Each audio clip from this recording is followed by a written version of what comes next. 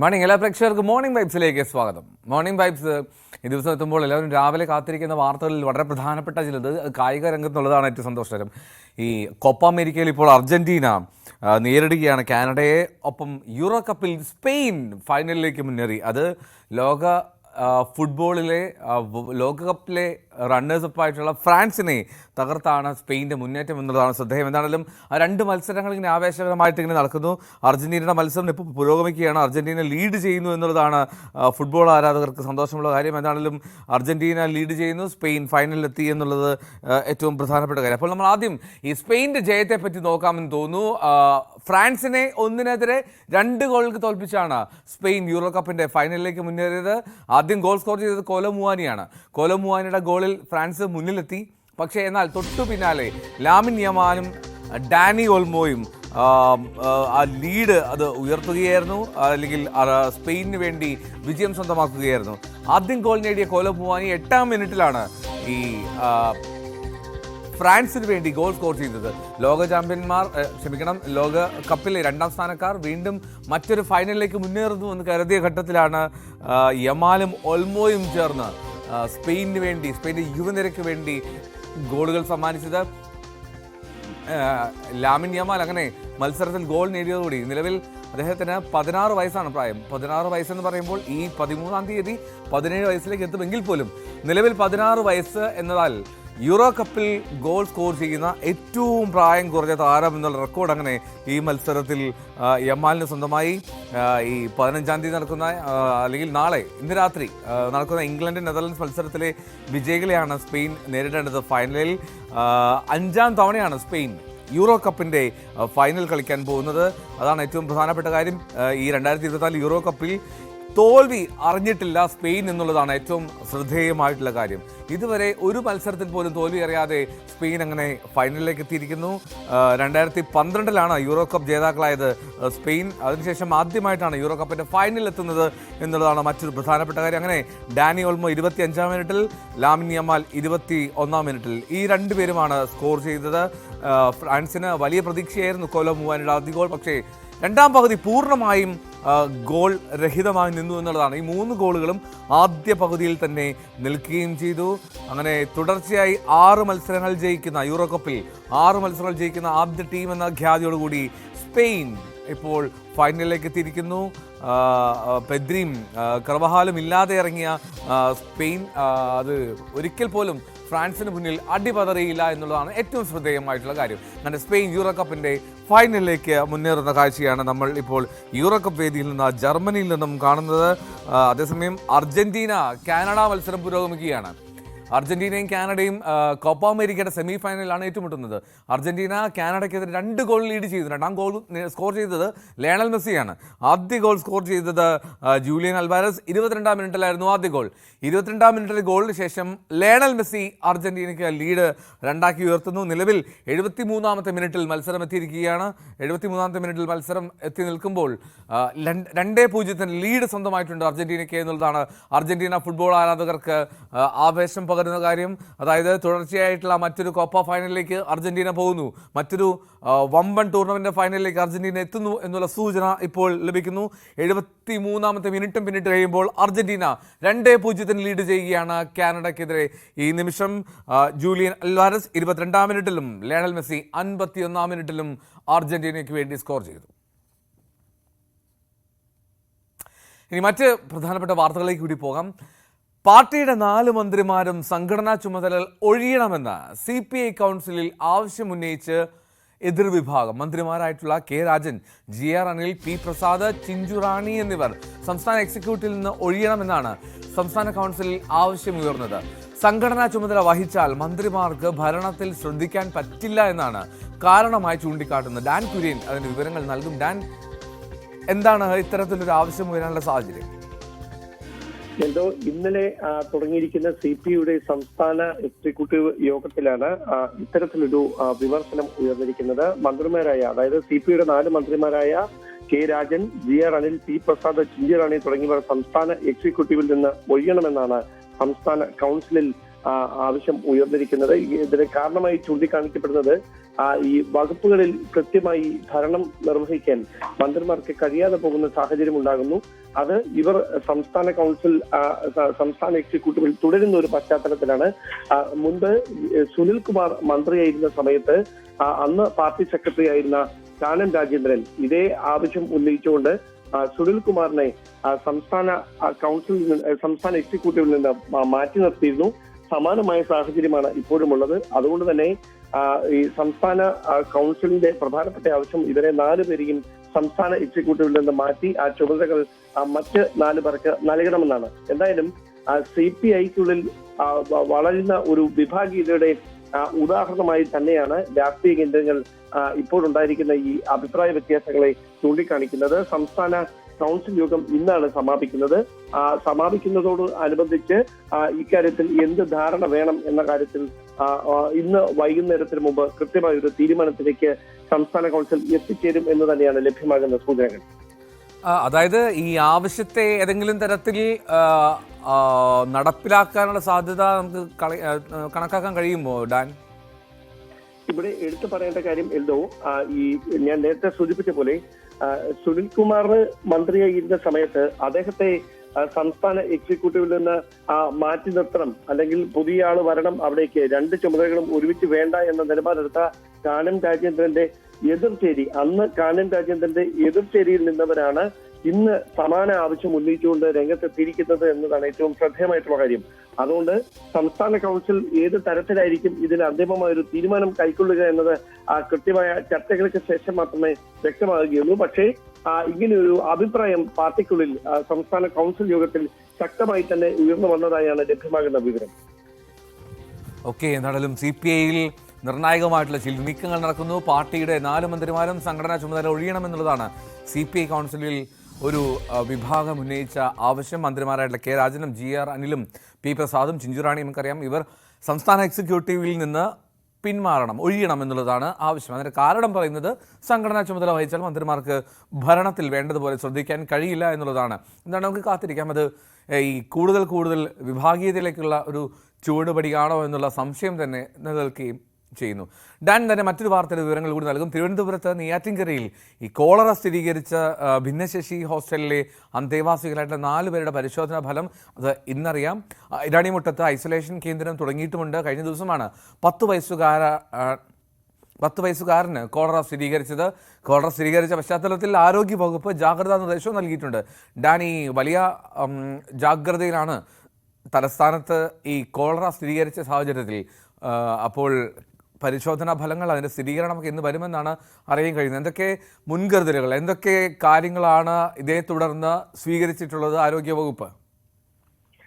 പ്രധാനമായും വകുപ്പിന്റെ ഭാഗത്ത് നിന്ന് ആരോഗ്യ ജാഗ്രതാ നിർദ്ദേശം നൽകിയിരിക്കുകയാണ് തിരുവനന്തപുരം ജില്ലയിൽ. അതോടൊപ്പം തന്നെ എല്ലാ കുടിവെള്ള സ്രോതസ്സുകളടക്കം വിശദമായ പരിശോധനകൾക്ക് വിധേയമാക്കുന്നുണ്ട്. മറ്റ് തരത്തിലുള്ള മുൻകരുതലുകൾ എടുക്കാൻ, അതായത് പൊതുജനങ്ങൾ കൂടുതലായി കൂട്ടം കൂടുന്ന സ്ഥലങ്ങളിൽ ഉപയോഗിക്കുന്ന വെള്ളം അല്ലെ കുടിവെള്ളം ഉൾപ്പെടെയുള്ള കാര്യങ്ങൾ ശുദ്ധി ചെയ്തതാണ് എന്ന് ഉറപ്പുവരുത്തുന്നതിന് വേണ്ടിയിട്ടുള്ള നീക്കങ്ങൾ അടക്കമാണ് നടക്കുന്നത്. അതോടൊപ്പം എടുത്തു പറയേണ്ടുന്ന പ്രധാനപ്പെട്ട കാര്യം ഐരാണിമുട്ടത്ത് ഐസൊലേഷൻ വാർഡ് തുടങ്ങിയിരിക്കുന്നു എന്നതാണ്. അതായത് ഈ കോളറ സംശയിക്കുന്നവർക്ക് ചികിത്സ ഉറപ്പാക്കുന്നതിന് വേണ്ടിയിട്ടുള്ള നീക്കമാണ് അവിടെ നടന്നുകൊണ്ടിരിക്കുന്നത്. എന്തായാലും ഒരു കാര്യം ഉറപ്പാണ്, തിരുവനന്തപുരത്ത് കഴിഞ്ഞ കുറച്ച് ദിവസമായി പനി പടർന്നു പിടിക്കുന്നുണ്ടായിരുന്നു. അതിനിടയിലാണ് ഈ കോളറയുമായി ബന്ധപ്പെട്ട ആശങ്ക കൂടി ഒരു വശത്ത് നിന്ന് ഉയരുന്നത്. ഇപ്പോൾ സംശയിക്കുന്ന കോളറ ഉണ്ട് എന്ന് സംശയിക്കുന്ന 4 പേരെ വിശദമായി വൈദ്യപരിശോധനയ്ക്ക് വിധേയമാക്കുകയാണ്. അവരിൽ കൃത്യമായ പരിശോധനകളുടെ ഫലം ഇന്ന് തന്നെ പുറത്തു വരും എന്നാണ് ലഭ്യമാകുന്ന വിവരം. എന്തായാലും ഐരാണിമുട്ടത്ത് ഐസൊലേഷൻ വാർഡ് തുടർന്ന് കോളറ സംശയിക്കുന്നവരെ അവിടേക്ക് മാറ്റുന്നതിന് വേണ്ടിയിട്ടുള്ള ക്രമീകരണങ്ങളും ആരോഗ്യവകുപ്പിന്റെ ഭാഗത്തു നിന്ന് തയ്യാറാക്കിയിട്ടുണ്ട്. എന്തോ റൈറ്റ്, എന്താണെങ്കിലും വലിയ ജാഗ്രതയാണ് തലസ്ഥാനത്ത്. 4 പേരുടെ പരിശോധനാ ഫലമാണ് ഇന്ന് വരാൻ പോകുന്നത്. അതിൽ എന്താണ് പരിശോധനാ ഫലമെന്ന് വളരെ ആകാംക്ഷയോടെ ഉറ്റുനോക്കുന്നു. എന്താണെങ്കിലും ജാഗ്രതാ നിർദ്ദേശം പുറപ്പെടുവിച്ചിട്ടുണ്ട്. വളരെ കരുതലോടുകൂടി തന്നെ കാര്യങ്ങൾ നീക്കുകയും ചെയ്യുന്നുണ്ട് തലസ്ഥാനത്ത്. പ്രത്യേകിച്ചും ഈ വെള്ളമൊക്കെ കുടിക്കുന്നവർ നോക്കുക, വളരെ വൃത്തിയായിട്ടുള്ള സാഹചര്യത്തിൽ മാത്രം നമ്മൾ അത്തരത്തിൽ വെള്ളമൊക്കെ കുടിക്കാൻ ശ്രമിക്കുക എന്നുള്ളതാണ്. എന്താണെങ്കിലും ഡാൻ കുര്യനാണ് വിവരങ്ങൾ നൽകിയത്. ക്ഷേമ പെൻഷന്റെയും ജീവനക്കാരുടെ ആനുകൂല്യങ്ങളുടെയും കുടിശ്ശിക സമയബന്ധിതമായി വിതരണം ചെയ്യാൻ സർക്കാർ പ്രത്യേക പാക്കേജ് പ്രഖ്യാപിച്ചേക്കും. ഇത് സംബന്ധിച്ച് മുഖ്യമന്ത്രി പിണറായി വിജയൻ നിയമസഭയിൽ പ്രസ്താവന നടത്തും. ചട്ടം 300 അനുസരിച്ചാകും പ്രസ്താവന. സംസ്ഥാനത്ത് സ്ത്രീകൾക്ക് നേരെ അതിക്രമങ്ങൾ വർദ്ധിച്ചു വരുന്നു എന്നാരോപിച്ച് സഭാ നടപടികൾ നിർത്തിവെക്കാനുള്ള ഉപക്ഷേപം പ്രതിപക്ഷം കൊണ്ടുവരും.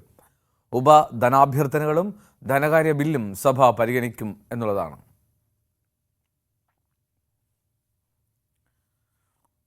ന്യൂസ് 18 പുറത്തുവിട്ട ഡാൻ കുര്യൻ തന്നെ പുറത്തുവിട്ട ഒരു വാർത്തയായിരുന്നു. കോൺഗ്രസ് അധ്യക്ഷൻ കെ സുധാകരൻ്റെ വീട്ടിൽ നടന്ന കൂടോത്രം. ആ കൂടോത്ര വിവാദത്തിൽ പരാതിക്കാരൻ്റെ മൊഴി രേഖപ്പെടുത്തി മ്യൂസിയം പോലീസ്. അവിടെ എന്താണ് സാഹചര്യം എന്നുള്ളതിൽ അന്വേഷണം പുരോഗമിക്കുന്നു എന്നുള്ളതാണ്. കേരള കോൺഗ്രസ് നേതാവ് AH ഹാഫീസിനെയാണ് മ്യൂസിയം പോലീസ് സ്റ്റേഷനിൽ വിളിച്ചു വരുത്തി മൊഴി രേഖപ്പെടുത്തിയത്. പരാതിക്ക് കാരണമായ KPCC അധ്യക്ഷന്റെ വസതിയിലെ കൂടോത്രത്തിന്റെ ദൃശ്യങ്ങൾ പോലീസിന് കൈമാറുകയും ചെയ്തു. വിശദമായിട്ടുള്ള മൊഴിയെടുക്കുന്നതിനായി അടുത്ത ദിവസം വീണ്ടും ഹാജരാകാനാണ് നിർദ്ദേശം. അതേസമയം പരാതിയുമായി ബന്ധപ്പെട്ട എല്ലാ വശങ്ങളും വിശദമായി പരിശോധിച്ച ശേഷം മാത്രമേ FIR രജിസ്റ്റർ ചെയ്യുകയുള്ളൂ എന്ന് കന്റോൺമെന്റ് അസിസ്റ്റന്റ് കമ്മീഷണർ അറിയിച്ചു. PSC നിയമന കോഴ വിവാദത്തിൽ പ്രമോദ് കോട്ടൂളിക്കെതിരെ നടപടി വേണമെന്ന് CPM Kozhikode town area committee. ജില്ലാ സെക്രട്ടറി പങ്കെടുത്ത യോഗത്തിൽ ആയിരുന്നു അംഗങ്ങളുടെ ഈ വിഷയത്തിൽ പാർട്ടിക്ക് കുറച്ചുകൂടി വ്യക്തത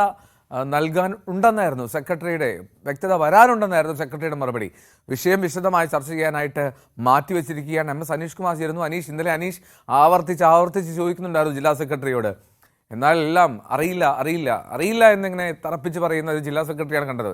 അപ്പോൾ ഈ ടൗൺ ഏരിയ കമ്മിറ്റി ഇത്തരത്തിലൊരു ആവശ്യം ഉന്നയിക്കുമ്പോൾ അതിൽ ഒരു കൃത്യമായിട്ടുള്ളൊരു മറുപടി നൽകേണ്ട ഉത്തരവാദിത്വം, ബാധ്യത ജില്ലാ സെക്രട്ടറിക്ക് ഉണ്ടാകുമല്ലോ.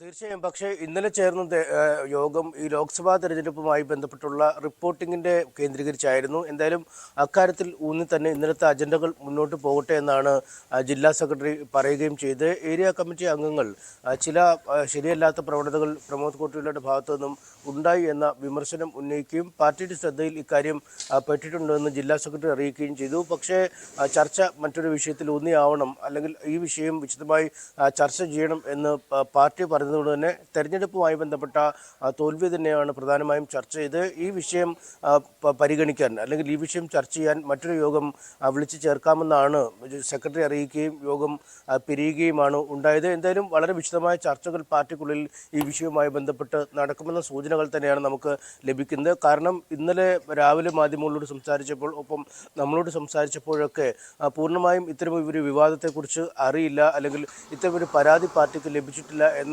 ആവർത്തനമാണ് മോഹൻ മാഷ് മുന്നോട്ട് വെച്ചത്. പക്ഷേ അതിനുശേഷവും മറ്റു ചില ചർച്ചകൾ പാർട്ടിക്കുള്ളിൽ നടക്കുന്നു എന്ന് തന്നെയാണ് നമുക്ക് മനസ്സിലാക്കാൻ കഴിയുന്നത്. PSC അംഗത്വവുമായി ബന്ധപ്പെട്ടുള്ള വിഷയമല്ല, മറിച്ച് ഒരു PSC ജോലി ലഭിക്കുന്നതുമായി ബന്ധപ്പെട്ട് ഒരു ഡോക്ടർ അഭിമുഖത്തിലേക്ക് യോഗ്യത ലഭിച്ചിരുന്നു. ആ അഭിമുഖ പരീക്ഷയിൽ പാർട്ടിയുടെ സ്വാധീനം കൊണ്ട് ജോലി ലഭിക്കുക, അല്ലെങ്കിൽ അത്തരമൊരു ഇടപെടൽ നടത്തുക എന്ന ലക്ഷ്യത്തോടു കൂടിയാണ് ഇദ്ദേഹത്തെ സമീപിച്ചതെന്നാണ് മനസ്സിലാക്കാൻ കഴിയുന്നത്. പക്ഷേ അത്തരമൊരു ആവശ്യം പിന്നീട് നടക്കപ്പെട്ടില്ല, അല്ലെങ്കിൽ അവർ പറഞ്ഞ പ്രകാരമുള്ള കാര്യം നടന്നില്ല. ഇത്തരമൊരു സാഹചര്യത്തിലാണ് പരാതിയുമായി രംഗത്തെത്തിയതെന്ന വിവരമാണ് പാർട്ടിക്കുള്ളിൽ നിന്ന് തന്നെ ലഭിക്കുന്നത്. എന്തായാലും അത്തരം ചില വിഷയങ്ങളുണ്ട് എന്ന് തന്നെ പാർട്ടിക്ക് ബോധ്യപ്പെട്ടിട്ടുണ്ട്. ഇതുമായി സംബന്ധിച്ച ചില തെളിവുകൾ ലഭിച്ചിട്ടുമുണ്ട്. പക്ഷേ ഒരു വ്യക്തമായ ചിത്രം ഇതിൽ പാർട്ടിക്ക് ഇപ്പോഴും ലഭിച്ചിട്ടില്ല എന്ന ഒരു വിശദീകരണം. അതുകൊണ്ട് കുറച്ച് കാര്യങ്ങൾ കൂടി ഇക്കാര്യത്തിൽ വ്യക്തത വരാനുണ്ട്. ആ വ്യക്തതയ്ക്ക് ശേഷം മാത്രമേ ഒരു വിശദമായ ചർച്ചയിലേക്ക് കടക്കാൻ കഴിയൂ എന്നൊരു നിലപാട് പാർട്ടി സെക്രട്ടറി സ്വീകരിച്ചു എന്നാണ് നമുക്ക് മനസ്സിലാക്കാൻ കഴിയുന്നത്. എന്തായാലും ഇതടക്കമുള്ള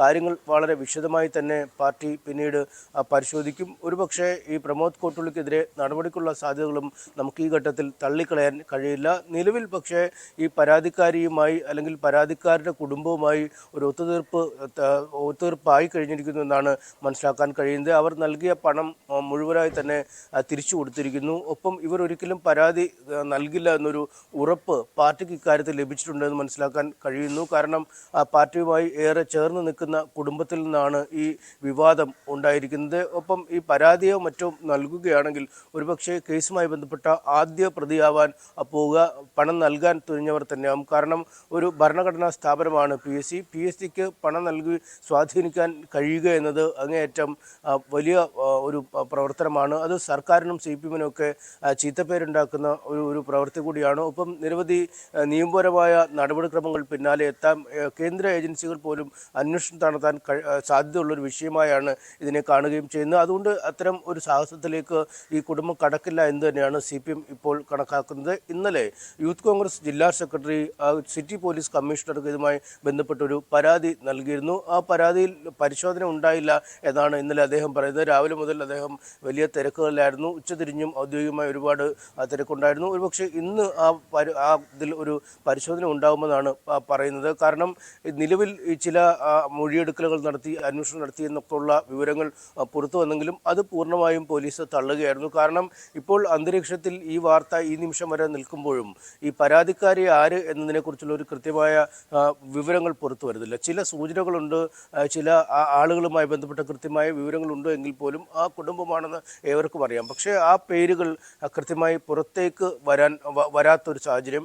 ഇവർ പൂർണ്ണമായും നമ്മളടക്കമുള്ളവർ ബന്ധപ്പെടുമ്പോൾ ഇത്തരത്തിലൊരു കാര്യവും അറിയില്ല എന്ന് പറഞ്ഞ് ഒഴിവാക്കുകയും ചെയ്യുന്ന സാഹചര്യം. അതുകൊണ്ട് പോലീസിന് എവിടെ നിന്ന് അന്വേഷണം തുടങ്ങണമെന്ന കാര്യത്തിൽ ഇപ്പോഴും വ്യക്തത ഉണ്ടാവില്ല. കാരണം യൂത്ത് കോൺഗ്രസ് സെക്രട്ടറിയുടെ പരാതി ലഭിച്ചെങ്കിൽ പോലും ഏത് തരത്തിലുള്ള കോഴ ആരോപണമാണ് വന്നത് എന്നതിനെക്കുറിച്ച്, അല്ലെങ്കിൽ ആരാണ് കോഴ ആവശ്യപ്പെട്ട് പണം കൊടുക്കുകയും പിന്നീട് അത് ലഭിക്കാതെ വന്നപ്പോൾ പരാതി കൊടുക്കുകയും ചെയ്തത് എന്നതിനെക്കുറിച്ചുള്ള വിവരങ്ങൾ പരാതിയിലുമില്ല. അതുകൊണ്ട് ആ പരാതി വ്യക്തമല്ല. ആർക്കെതിരെ നടപടിയെടുക്കണമെന്ന് കൃത്യമായി ചൂണ്ടിക്കാട്ടുന്നില്ല എന്ന് ചൂണ്ടിക്കാട്ടി ഒരുപക്ഷെ ഈ പരാതി മടക്കാനാവും പോലീസ് ഉദ്ദേശിക്കുന്നതെന്നാണ് നമുക്ക് ഈ ഘട്ടത്തിൽ മനസ്സിലാക്കാൻ കഴിയുന്നത്. കാരണം അതിൽ അവ്യക്തത ഉണ്ട് എന്നത് തന്നെ. ആരാണ് പരാതിക്കാരി എന്ന് ഇപ്പോഴും വ്യക്തമാവാത്ത സാഹചര്യം ഉണ്ട് എന്നതുകൊണ്ട് തന്നെയാണ്. അതുകൊണ്ട് കൂടുതൽ നടപടിക്രമങ്ങളിലേക്ക് പാർട്ടി ആഭ്യന്തര തലത്തിൽ നീങ്ങുന്നതിനുള്ള ആലോചനകളാണ് പുരോഗമിക്കുന്നത്. മറുവശത്ത് പുറത്ത് ഇത് പൂർണ്ണമായും തള്ളിക്കളഞ്ഞുകൊണ്ടുള്ള ഒരു നിലപാടുമാവും CPM സ്വീകരിക്കുക. എൽദോ റൈറ്റ്. എന്നാലും PSC നിയമ കോടതി വിവാദത്തിൽ പ്രമോദ് കോട്ടൂളിക്കെതിരെ നടപടി വേണമെന്നുള്ളതാണ് CPM കോഴിക്കോട് ടൗൺ ഏരിയ കമ്മിറ്റിയുടെ ആവശ്യം. ജില്ലാ സെക്രട്ടറി പങ്കെടുത്ത യോഗത്തിലായിരുന്നു ഈ ആവശ്യം അംഗങ്ങൾ ഉന്നയിച്ചത് എന്നുള്ളതാണ് ശ്രദ്ധേയം. എന്നാലും അത് മറ്റൊരു ഇന്നത്തെ അജണ്ടയ്ക്ക് അനുസരിച്ച് പോയാൽ മതി എന്നുള്ള നിലപാടാണ് പക്ഷേ അവിടെ ഇന്ന് സ്വീകരിക്കപ്പെട്ടത് എന്നുള്ളതാണ് പ്രധാനം. MS അനീഷ് കുമാറാണ് വിവരങ്ങൾ നൽകിയത്. ഇനി രാജ്യത്തെ ഒരു തുറമുഖങ്ങൾക്കും അവകാശപ്പെടാൻ ആവാത്ത അത്ര സവിശേഷതകളോടുകൂടിയാണ് വിഴിഞ്ഞം തുറമുഖത്ത് ചരക്ക് കപ്പൽ എത്തുന്നതെന്ന് മന്ത്രി VN വാസവൻ. വിഴിഞ്ഞം പ്രദേശവാസികൾക്ക് 50% തൊഴിൽ നൽകുമെന്ന സർക്കാരിന്റെ ഉറപ്പ് അത് പാലിക്കും. ട്രയൽ റൺ സമയത്ത് വിദഗ്ധ പരിശീലനം ലഭിച്ചവരെ കണ്ടെയ്നർ ഇറക്കുമതിക്ക് ആവശ്യമായതിനാലാണ് പ്രദേശവാസികളെ ഉൾപ്പെടുത്താൻ കഴിയാതെ പോയത്. തുരങ്കപാത ഉൾപ്പെടെയുള്ള അനുബന്ധ മേഖലകളുടെ നിർമ്മാണ പ്രവർത്തനങ്ങൾ യുദ്ധകാലാടിസ്ഥാനത്തിൽ പൂർത്തിയാക്കുമെന്നും തുറമുഖ വകുപ്പ് മന്ത്രി ന്യൂസ് 18 നൽകിയ അഭിമുഖത്തിൽ വ്യക്തമാക്കി. വിഴിഞ്ഞം രാജ്യാന്തര തുറമുഖത്ത് ആദ്യ ചരക്ക് കപ്പൽ എത്താൻ മണിക്കൂറുകൾ മാത്രം ബാക്കി നിൽക്കുമ്പോൾ വിഴിഞ്ഞം എന്ന കൊച്ചു തീരദേശ ഗ്രാമത്തിനൊപ്പം കേരളക്കരയാകെ അഭിമാനത്തിലാണ്. എന്തായാലും ഈ നേട്ടങ്ങൾക്ക് പിന്നിൽ പ്രവർത്തിക്കുന്ന തുറമുഖ വകുപ്പിന്റെ ചുമതല കൂടിയുള്ള മന്ത്രി VN വാസവൻ ന്യൂസ് 18നോട് ഒപ്പം ചേരുന്നു. ഏറെ പ്രതീക്ഷയിലാണ് കേരളം. എങ്ങനെയാണ് സർക്കാരിൻ്റെ പ്രതീക്ഷകൾ? നിശ്ചയമായും ഇത് സർക്കാരിൻ്റെ ഒരു സ്വപ്ന പദ്ധതിയാണ്. വികസന രംഗത്ത് വിസ്മയങ്ങൾ തീർത്തുകൊണ്ടിരിക്കുന്ന 1ഉം 2ഉം പിണറായി സർക്കാർ അതിൻ്റെ പ്രഖ്യാപിത നയങ്ങളിൽ നിന്നുകൊണ്ട് തന്നെ ലക്ഷ്യപ്രാപ്തിയിലേക്ക് അടുക്കുകയാണ്. ലോകമാകെ ഉറ്റുനോക്കുന്ന അന്താരാഷ്ട്ര വിഴിഞ്ഞം തുറമുഖം കമ്മീഷൻ ചെയ്യുന്നതോടെ നമ്മുടെ നാടിനുണ്ടാകുന്ന സാമ്പത്തിക, വാണിജ്യ, വ്യാവസായിക, തൊഴിൽ മേഖലയിലെ മുന്നേറ്റം നമുക്ക് അഭിമാനിക്കാൻ വക നൽകുന്ന രൂപത്തിലുള്ള ഉള്ളടക്കത്തോടെ ആയിരിക്കും. നമ്മുടെ സംസ്ഥാനത്ത് ഇതിനു മുമ്പുണ്ടായിരുന്ന 17 തുറമുഖങ്ങളുണ്ട്. ആ 17 തുറമുഖങ്ങളിൽ നിന്നെല്ലാം വ്യത്യസ്തമാണ് വിഴിഞ്ഞം തുറമുഖം. വിഴിഞ്ഞം തുറമുഖത്ത് 10 നോട്ടിക്കൽ മൈൽ അകലെ മദർഷിപ്പ് വന്ന് നിൽക്കും എന്നുള്ളതാണ് ഇതിൻ്റെ സവിശേഷത. കൊച്ചിയിൽ പോലും 72 നോട്ടിക്കൽ മൈൽ അകലെ മാത്രമേ മദർഷിപ്പ് വരികയുള്ളൂ. ഇവിടെ 20 മീറ്ററിലേറെ ആഴമുണ്ട് വിഴിഞ്ഞത്തെ പ്രധാന പ്രദേശങ്ങളെല്ലാം. അടിയിലാണെങ്കിൽ പാറയാണ്. അതുകൊണ്ട് ഡ്രഡ്ജിങ്ങിൻ്റെ പ്രശ്നവും വരുന്നില്ല. അപ്പോൾ വിഴിഞ്ഞം പ്രകൃതിദത്തമായ ഒരു തുറമുഖത്തിൻ്റെ എല്ലാ പശ്ചാത്തല സൗകര്യവും ഒരുക്കിത്തരുന്നു എന്നുള്ളതാണ് ഇതിൻ്റെ ഏറ്റവും വലിയ സവിശേഷത. ഇതിനോടകം തന്നെ 3000 മീറ്റർ പുലിമുട്ട് നിർമ്മാണം പൂർത്തീകരിച്ചിരിക്കുന്നു. 800 മീറ്റർ കണ്ടെയ്നർ ബെർത്ത് പൂർത്തീകരിച്ചിരിക്കുന്നു. 32 ക്രെയിൻ എത്തിച്ചേരേണ്ടത് 31 എത്തിച്ചേർന്നിരിക്കുന്നു. അതേപോലെ തന്നെ നമുക്ക് ആവശ്യമായ പശ്ചാത്തല സൗകര്യങ്ങളിൽ തുറമുഖത്തിൻ്റെ ഓഫീസ് മന്ദിരങ്ങളൊക്കെ നേരത്തെ തന്നെ പൂർത്തീകരിച്ചു. 220 kVയും 33 kVയും സബ്സ്റ്റേഷനുകൾ സ്ഥാപിച്ചു. സെക്യൂരിറ്റി ഓഫീസുകൾ സ്ഥാപിച്ചു. അതേപോലെ തന്നെ നമുക്ക് കണ്ടെയ്നർ ബാക്ക് യാർഡ് പ്രത്യേകമായി നിർമ്മിച്ചു. 1.7 കിലോമീറ്റർ അപ്രോച്ച് റോഡ് ഇപ്പോൾ തീർന്നു കഴിഞ്ഞു. ഇനി ഭാവിയിൽ നമുക്ക് ഏറ്റവും കൂടുതൽ ചരക്കുകൾ നീക്കേണ്ടത് റെയിൽവേ മാർഗമാണ്. ആ റെയിൽവേ കണക്ടിവിറ്റിക്ക് ആവശ്യമായ അലൈൻമെൻറ്റ് തിട്ടപ്പെടുത്തി സാമൂഹ്യ ആഘാത പഠനവും പരിസ്ഥിതി ആഘാത പഠനവും കഴിഞ്ഞ് ഭൂമി ഏറ്റെടുക്കൽ പ്രക്രിയ ആരംഭിച്ചു. അതിൻ്റെ എല്ലാ തരത്തിലുള്ള DPRും തയ്യാറാക്കി കോങ്കൺ റെയിൽവേ കേന്ദ്ര റെയിൽവേ മന്ത്രാലയത്തിന് സമർപ്പിച്ച് അംഗീകാരം വാങ്ങിക്കഴിഞ്ഞിരിക്കുന്നു. ഏതാണ്ട് 9.2 കിലോമീറ്റർ തുരങ്കപാതയാണ് റെയിൽവേക്ക് ഇപ്പോൾ നിർദ്ദിഷ്ട പാത എന്ന രൂപത്തിൽ അറിയപ്പെടുന്നത്. അപ്പോൾ ഒരു പ്രധാനമായ ഒരു സംശയമായി വരുന്നത് ഈ റിംഗ് റോഡിന്റെ അടക്കം കാര്യം കഴിഞ്ഞ ബജറ്റിലടക്കം വലിയ തരത്തിൽ തുക നിക്ഷേപം മാറ്റിവെച്ചതാണ്. സ്വാഭാവികമായി 2000-ഓളം കണ്ടെയ്നറുകൾ ഈ ചരക്ക് കപ്പലിൽ അടുത്ത ദിവസം വിഴിഞ്ഞത്തേക്ക് എത്തുമ്പോൾ പിന്നീട് അതിന്റെ മൂവ്മെന്റ് എങ്ങനെയായിരിക്കണം എന്ന കാര്യത്തിൽ ഒരു ധാരണ ഇതിനോടകം എത്തിയിട്ടുണ്ടോ? നിശ്ചയമായും ഇപ്പോൾ ആദ്യം എത്തുന്ന ചരക്കുകളെല്ലാം മുഴുവൻ കരമാർഗമല്ല പോകുന്നത്. ജലമാർഗം തന്നെ മറ്റ് ചെറിയ കപ്പലുകൾ വന്ന് കേരളത്തിലെയും ഇന്ത്യയിലെ വിവിധ തുറമുഖങ്ങളിലെയും വിദേശത്തേക്ക് കൊണ്ടുപോകാൻ ആവശ്യമായ ക്രമീകരണം ഉറപ്പാക്കിയിട്ടുണ്ട്. ഇപ്പോൾ കേരളത്തിൽ തന്നെ മാരിടൈം ബോർഡിൻ്റെ കീഴിൽ 17 തുറമുഖങ്ങളുണ്ടായിരുന്നു. അതിൽ വിഴിഞ്ഞവും കൊല്ലവും അഴീക്കലും ബേപ്പൂരുമെല്ലാം ചരക്ക് നമുക്ക് ഇമ്പോർട്ട് ചെയ്യാൻ കഴിയുന്ന സാഹചര്യങ്ങളുണ്ട്. ഇതിനു പുറമെ മറ്റ് ഇന്ത്യയിലെ ഇതര തുറമുഖങ്ങളിലേക്കും കൊണ്ടുപോകാൻ കഴിയും. അതേപോലെ തന്നെ ഇപ്പം നമ്മൾ താൽക്കാലികമായി ഉണ്ടാക്കിയിട്ടുള്ള അപ്രോച്ച് റോഡ് മുഖാന്തരം NHലേക്ക് നമുക്ക് കണക്ടിവിറ്റി ആയി കഴിഞ്ഞിട്ടുണ്ട്. ഇനി ഭാവിയിൽ വരുന്ന ഔട്ടർ റിംഗ് റോഡിനാണ് നമുക്ക് ഉണ്ടാവേണ്ടത്. അത് സംബന്ധിച്ച ചർച്ചയും നടത്തി ഇൻ പ്രിൻസിപ്പൽ ഹൈവേ അത് അംഗീകരിക്കുകയുണ്ടായി. അപ്പോൾ ഇവിടെ നമുക്ക് റെയിൽവേ കണക്ടിവിറ്റിയും അതോടൊപ്പം തന്നെ NHയുമായുള്ള കണക്ടിവിറ്റിയും ഉറപ്പാക്കാൻ ആവശ്യമായ മുൻകരുതലോടുകൂടി നീക്കങ്ങളും ആരംഭിച്ചു കഴിഞ്ഞു എന്ന കാര്യവും ഇവിടെ സൂചിപ്പിക്കുകയാണ്. മറ്റൊരു പ്രധാനപ്പെട്ട കാര്യം, ഈ വിഴിഞ്ഞത്തേക്ക് എത്തുന്ന വഴികളിലൊക്കെ ഇപ്പോൾ ചില ഫ്ലെക്സ് ബോർഡുകൾ ഉയർന്നിട്ടുണ്ട് വിവിധ രാഷ്ട്രീയ പാർട്ടികളിൽ. അതിൽ എടുത്തു പറഞ്ഞിരിക്കുന്ന കാര്യം പ്രദേശവാസികൾക്ക് തൊഴിൽ നൽകുമെന്നും പറഞ്ഞ കാര്യത്തിൽ വീഴ്ച സംഭവിച്ചിരിക്കുന്നു, അവിടെ തങ്ങളെ പറഞ്ഞു പറ്റിക്കുകയായിരുന്നു എന്ന ഫ്ലെക്സ് ബോർഡുകൾ ഇന്നലെയൊക്കെ ആ വഴിയെ പോകുമ്പോൾ കാണാൻ കഴിഞ്ഞു. അതിൽ സർക്കാരിന്റെ ഭാഗത്ത് നിന്ന് ഏതെങ്കിലും തരത്തിലുള്ള ഇടപെടൽ ഉണ്ടായിട്ടുണ്ടോ ഈ അദാനി ഗ്രൂപ്പുമായിട്ട് സംസാരിക്കാൻ? നിശ്ചയമായും ആ പ്രദേശവാസികൾക്ക് 50% തൊഴിലവസരം കൊടുക്കുമെന്ന് ഗവൺമെൻറ് പ്രഖ്യാപിച്ചിട്ടുണ്ട്. ആ 50% തൊഴിലവസരം കൊടുക്കും. ഇപ്പോൾ 12-ാം തീയതി നടക്കാൻ പോകുന്ന ട്രയൽ റൺ മാത്രമാണ്. ആ ട്രയൽ റൺ നടക്കുമ്പോൾ ഇതിനു മുമ്പ് ജോലി പരിചയം ഇല്ലാത്ത ആളുകളെ വെച്ച് ട്രയൽ റൺ നടത്താനാവില്ല. അതുകൊണ്ട് തന്നെ വിവിധ വിദേശ പോർട്ടുകളിലെയും ഇത്തരം വലിയ കൂറ്റൻ കപ്പലുകളുടെ ചരക്കുകൾ ഇറക്കി പരിചയമെല്ലാമുള്ള തൊഴിലാളികളെയും ജീവനക്കാരെയും ഇതിൻ്റെ ആദ്യഘട്ടത്തിൽ ആവശ്യമാണ്. സ്വാഭാവികമായി അത്തരത്തിലുള്ള എക്സ്പീരിയൻസ് ഹാൻഡ്സ് ഇവിടെ വന്ന് ഇവർക്ക് പരിചയപ്പെടുത്തി കൊടുക്കും. ഇവിടെയുള്ള ആളുകൾക്ക് തദ്ദേശവാസികൾക്ക് പരിശീലനം കൊടുക്കാൻ ഒരു അസാപ്പ് സെൻറ്റർ അവിടെ ആരംഭിച്ചു കഴിഞ്ഞിട്ടുണ്ട്. അതിൻ്റെ ഉദ്ഘാടനം കഴിഞ്ഞ മാസം നടന്നു. അവിടെ പരിശീലനം ശ്രദ്ധിച്ചിറങ്ങി വരുന്ന ആളുകൾക്ക് ഇവിടെ തൊഴിൽ കൊടുക്കുമെന്ന് തന്നെ നേരത്തെ പറഞ്ഞിട്ടുണ്ട്. അതിലൊരു മാറ്റവും ഉണ്ടാവില്ല. അതേസമയത്ത് ട്രയൽ റൺ എടുക്കുമ്പോൾ എക്സ്പീരിയൻസ് ഹാൻഡ്സ് നമുക്കിവിടെ ഇല്ലാത്തതുകൊണ്ട് സ്വാഭാവികമായിട്ട് വെളിയിൽ നിന്ന് ആളുകൾ മറ്റു തുറമുഖങ്ങളിൽ വരും എന്നുള്ളത് ശരിയാണ്. അതവർ മറ്റു രൂപത്തിൽ സംശയിക്കുന്നതാണ്. അതിൽ സംശയത്തിൻ്റെ ഒരു അടിസ്ഥാനമില്ല. ഇവിടുത്തെ ആളുകൾക്ക് തന്നെ 50% പേർക്ക് തൊഴിൽ കൊടുക്കും എന്ന് പ്രഖ്യാപിച്ചിരുന്നു. അതുവഴി നടപ്പാക്കും എന്നാണ് സൂചിപ്പിക്കാനുള്ളത്.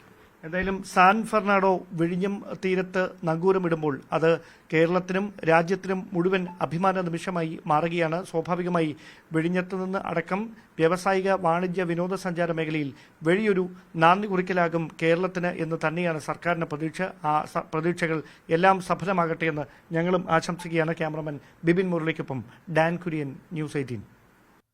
പെരിയാറിലേക്ക് രാസമാലിന്യം ഒഴുക്കിവിട്ടതിനെ തുടർന്ന് മത്സ്യങ്ങൾ ചത്തുപൊങ്ങിയ സംഭവത്തിൽ നഷ്ടപരിഹാരം നൽകാത്ത സർക്കാർ നടപടിക്കെതിരെ പ്രതിഷേധം. സംഭവം നടന്ന് 1.5 മാസം കഴിഞ്ഞിട്ടും കുറ്റക്കാർക്കെതിരെ നടപടിയും ഒന്നും സ്വീകരിച്ചിട്ടില്ല എന്നാണ് കർഷകർ പറയുന്നത്. സർക്കാർ അവഗണനയ്ക്കെതിരെ കളക്ടറേറ്റിലേക്ക് പ്രതിഷേധ റാലിയും ധർണയും കർഷകർ സംഘടിപ്പിക്കും. നവമി ദിനേശാണ് ഈ വാർത്തയുടെ വിവരങ്ങളുമായി ചേരുന്നത്. നവമി, വലിയ ചർച്ചയായതാണ്. ഒരുപാട് മത്സ്യങ്ങളുടെ ഒരു കുരുതി നമ്മൾ കണ്ടതുമാണ്. ഈ കർഷകർ ആവശ്യപ്പെടുന്നത് എത്തരത്തിലുള്ള നഷ്ടപരിഹാരമാണ്?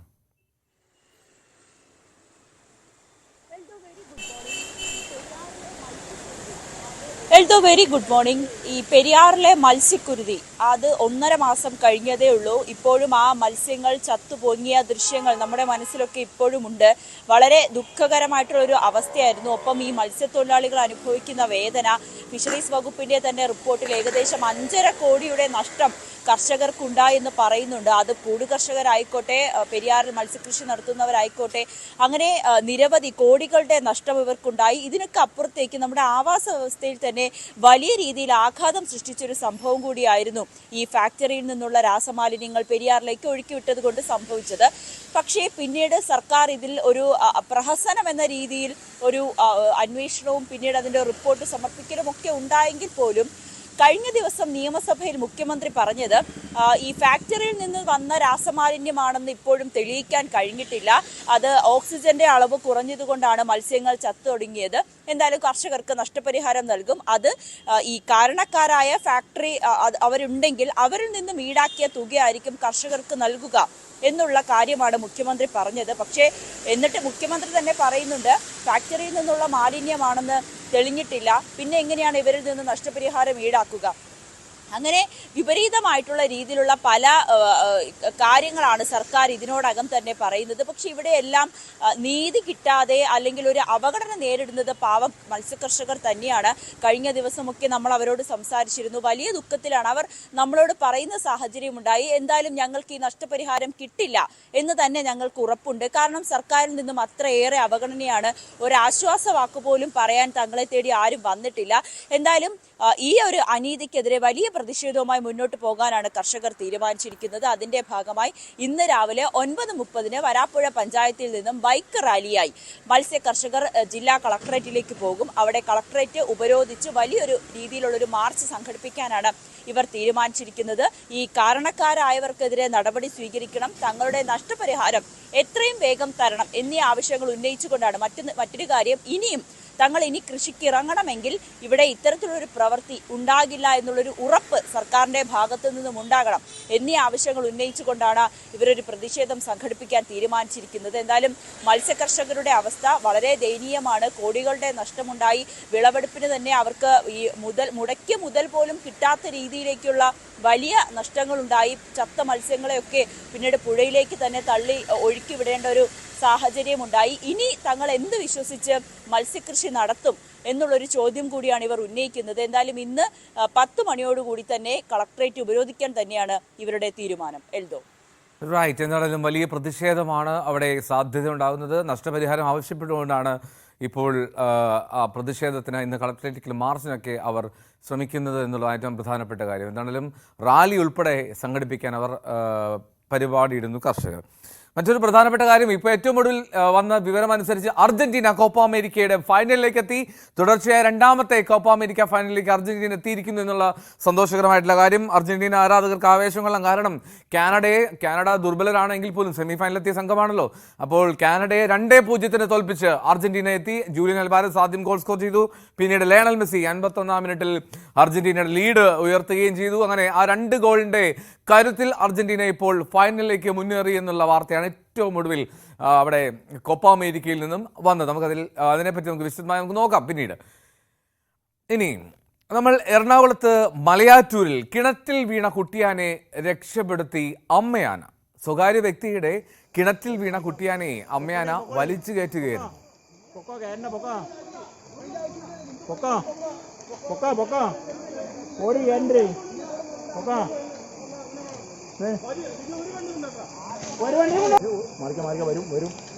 മാറിക്കോ പൊക്കോടി പൊക്കോ കയറണ്ട പൊക്കോ ഓടി കയറണ്ടേ പൊക്കോ. ആ കുട്ടിയാനയെ അമ്മയാന വലിച്ചു കയറ്റുന്നത്, അതായത് ഈ വനം വകുപ്പും നാട്ടുകാരൊക്കെ ചേർന്ന് അതിനെ രക്ഷിക്കാൻ ശ്രമിക്കുന്നതിനിടയിലാണ് ഈ ആന വന്ന് രക്ഷപ്പെടുത്തി എന്നാണ് മനസ്സിലാക്കാൻ കഴിയുന്നത്. നവമി ചേരുന്നുണ്ട് വീണ്ടും കൊച്ചിയിൽ. നവമി, ഇത് എന്തായിരുന്നു സംഭവം? ഈ വളരെ കൗതുകമുണർത്തുന്ന ദൃശ്യങ്ങളാണ്.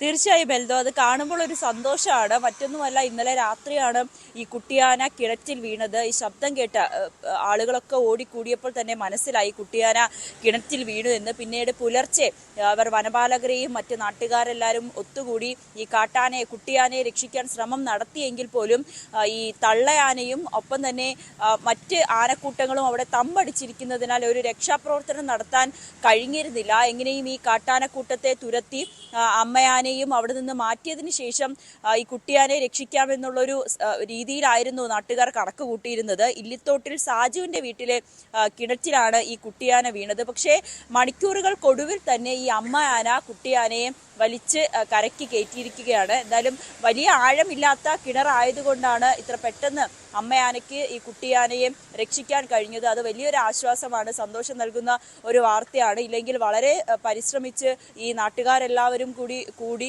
വളരെ വൈകിയായിരിക്കും ചിലപ്പോൾ ആ കുട്ടിയാനയെ പുറത്തേക്ക് എത്തിക്കാൻ കഴിയുകയുള്ളൂ. എന്തായാലും അതിൻ്റെ ആവശ്യം വന്നില്ല. അമ്മയാന തന്നെ ആ കുട്ടിയാനയെ വലിച്ച് പുറത്തേക്ക് എത്തിച്ചു. ഇവരെ രണ്ടുപേരും കാട് കയറി, ഒപ്പം മറ്റ് തമ്പടിച്ചിരുന്ന മറ്റ് കാട്ടാനക്കൂട്ടവും കാട് കയറിയിരിക്കുകയാണ്. നമുക്കറിയാം, മലയാറ്റൂർ ഭാഗം എപ്പോഴും ഇത്തരത്തിൽ ഈ ആനകൾ ഇറങ്ങുന്ന ഒരു ഇടമാണ്. ഒരു 2 മാസത്തിന് മുൻപ് സമാനമായ രീതിയിൽ ഒരു ആന വീഴുകയും പിന്നീട് വളരെ പ്രയാസപ്പെട്ട് വനപാലകരും നാട്ടുകാരും കൂടി ചേർന്ന് അതിനെ കരക്കെത്തിക്കുന്ന സാഹചര്യമൊക്കെ ഉണ്ടായിരുന്നു. എന്തായാലും അത് വളരെ സന്തോഷം നൽകുന്നു. എന്തായാലും അധികം ആ കുട്ടിയാനയ്ക്ക് അവിടെ കിടന്ന് വിഷമിക്കേണ്ടി വന്നില്ല. സ്വന്തം അമ്മ തന്നെ അതിനെ വലിച്ച് കരയ്ക്ക് കയറ്റിയിരിക്കുകയാണ്. എൽദോ, എന്നാലും കുട്ടിയാനെ അമ്മയാനെ തന്നെ വന്ന് കിണറ്റിൽ നിന്ന് രക്ഷപ്പെടുത്തി അതിൻ്റെ ദൃശ്യങ്ങൾ നമുക്ക് ഒരിക്കൽ കൂടി കാണാം. ആ അമ്മയാനയുടെ പ്രയത്നവും ആ കുട്ടിയാനയെ കയറ്റാനുള്ള ഒരു തീവ്രമായിട്ടുള്ള ആഗ്രഹവും അത് ഏറ്റവും ഒടുവിൽ അത് ലക്ഷ്യത്തിലേക്ക് എത്തുകയും ചെയ്യും.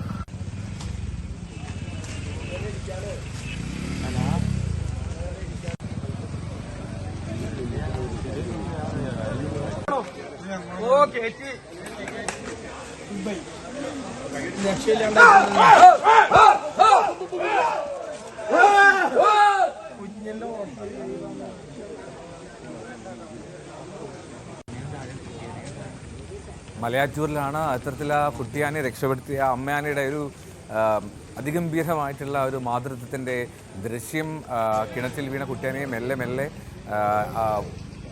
എന്താ പറയുക, വഴി വെട്ടിയതുപോലെ തന്നെ അവിടേക്ക് കാലുകൊണ്ട് കൈകൊണ്ട് ഒക്കെ വഴിയൊരുക്കി മെല്ലെ ആ കിണറ്റിൽ നിന്ന് കയറ്റുന്ന ദൃശ്യങ്ങളാണ്. നാട്ടുകാരും ഫോറസ്റ്റ് ഉദ്യോഗസ്ഥരും ഒക്കെ അവിടെ നോക്കി നിൽക്കുന്നുണ്ടായിരുന്നു. ആ നോക്കി നിൽക്കുന്ന സമയത്താണ് ആന എങ്ങനെ കയറ്റിക്കൊണ്ട് കാണുക, കുഞ്ഞിനെ കൊണ്ട് അമ്മയുടെ കാട്ടിലേക്കുള്ള മടങ്ങിപ്പോക്ക്.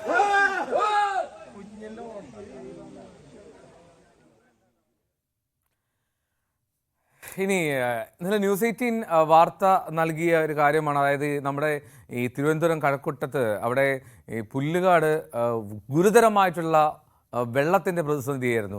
4 ദിവസമായി അവിടെ വെള്ളമില്ലാത്ത സാഹചര്യമായിരുന്നു. ആ വാർത്ത ഫലം കണ്ടു എന്നുള്ളതാണ്. മൺവിള നിവാസികളുടെ ദുരിതം ന്യൂസ് 18 റിപ്പോർട്ട് ചെയ്തതിന് പിന്നാലെ ഇന്ന് പുലർച്ചെയോടെ വെള്ളമെത്തി.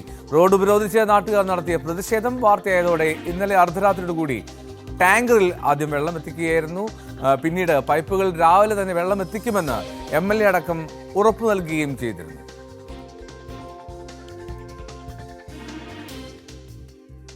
ന്യൂസ് 18 ഇമ്പാക്ട് ഭവ്യ പാർവതി ചേരുന്നു വാർത്തയുടെ വിവരങ്ങളുമായി. ഭവ്യ, ഇന്നലെ നമ്മൾ റിപ്പോർട്ട് ചെയ്തതാണ് രാത്രിയിൽ നടന്ന പ്രതിഷേധം.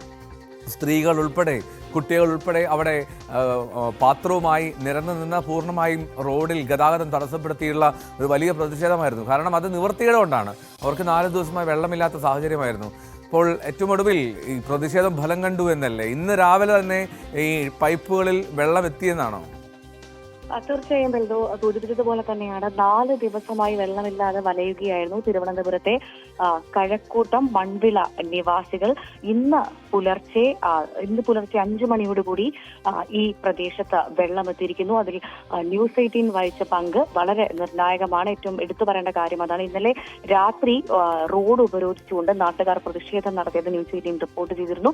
തുടർന്ന് നമ്മൾ MLAയും വാട്ടർ അതോറിറ്റി അധികൃതരെയും അടക്കം ബന്ധപ്പെടുകയും തുടർന്ന് കൃത്യമായി ഇന്ന് രാവിലെ പുലർച്ചെ വെള്ളം എത്തുമെന്നുള്ളൊരു ഉറപ്പ് നമ്മൾക്ക് MLA അടക്കം നൽകിയതിന്റെ പശ്ചാത്തലത്തിൽ ഇന്ന് പുലർച്ചയോടുകൂടി തന്നെ വെള്ളം എത്തിയൊരു സാഹചര്യമാണുള്ളത്.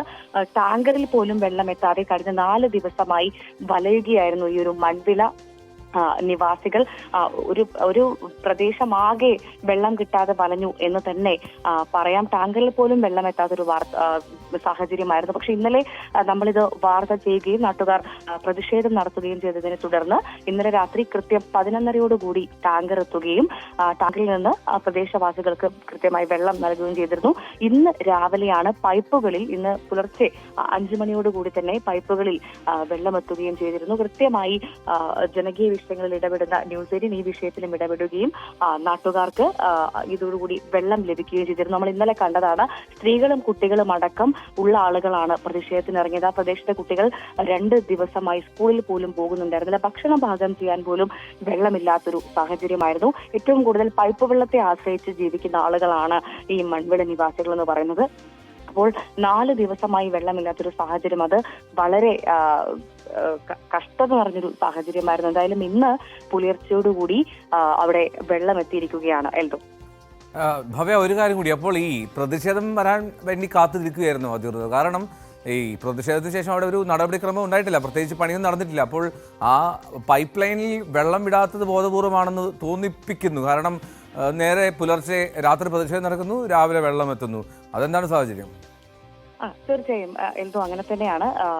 ഇന്നലെ ഈ പ്രതിഷേധത്തിന് മുൻപ് തന്നെ നമ്മളടക്കമുള്ള ആളുകൾ ഈ അധികൃതരെ ബന്ധപ്പെടാൻ ശ്രമിച്ച സമയത്ത് വെള്ളം വരാതിരിക്കും എന്നുള്ളൊരു മറുപടിയായിരുന്നു അവരുടെ ഭാഗത്ത്. ഒരു കൃത്യതയില്ലാത്തൊരു മറുപടിയായിരുന്നു അധികൃതരുടെ ഭാഗത്ത് നൽകിയത്.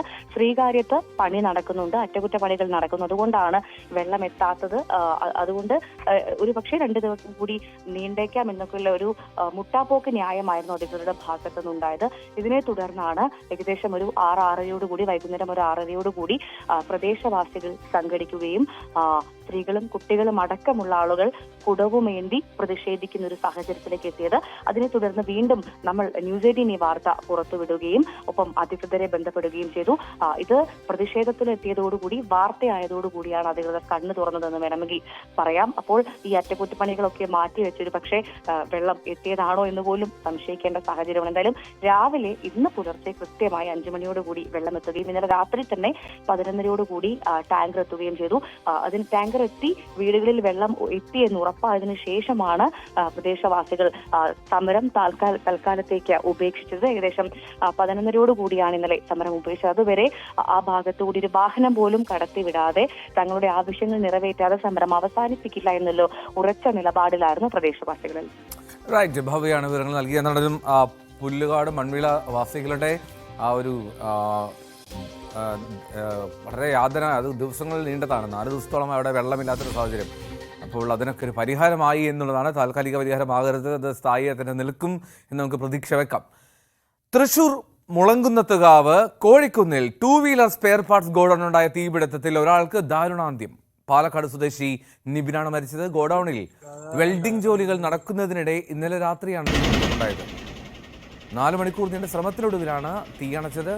രാജു ഗുരുവായൂർ ചേരുന്നു വിവരങ്ങളുമായി. രാജു, ഈ വലിയ തീയാണല്ലോ കാണുന്നത്. ഈ രാത്രിയും അവിടെ എന്താണ്, സ്ഥിരമായി രാത്രിയും പ്രവർത്തിക്കുന്ന സ്ഥാപനമാണോ അത്?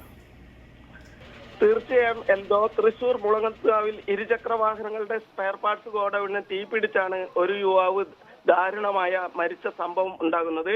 പാലക്കാട് ആലത്തൂർ സ്വദേശി കാവശ്ശേരി അമ്പലക്കാട് 22 വയസ്സുള്ള നിബിനാണ് മരിച്ചത്. സ്ഥാപനത്തിൽ വെൽഡിംഗ് ജോലിക്ക് എത്തിയതായിരുന്നു ഇയാൾ.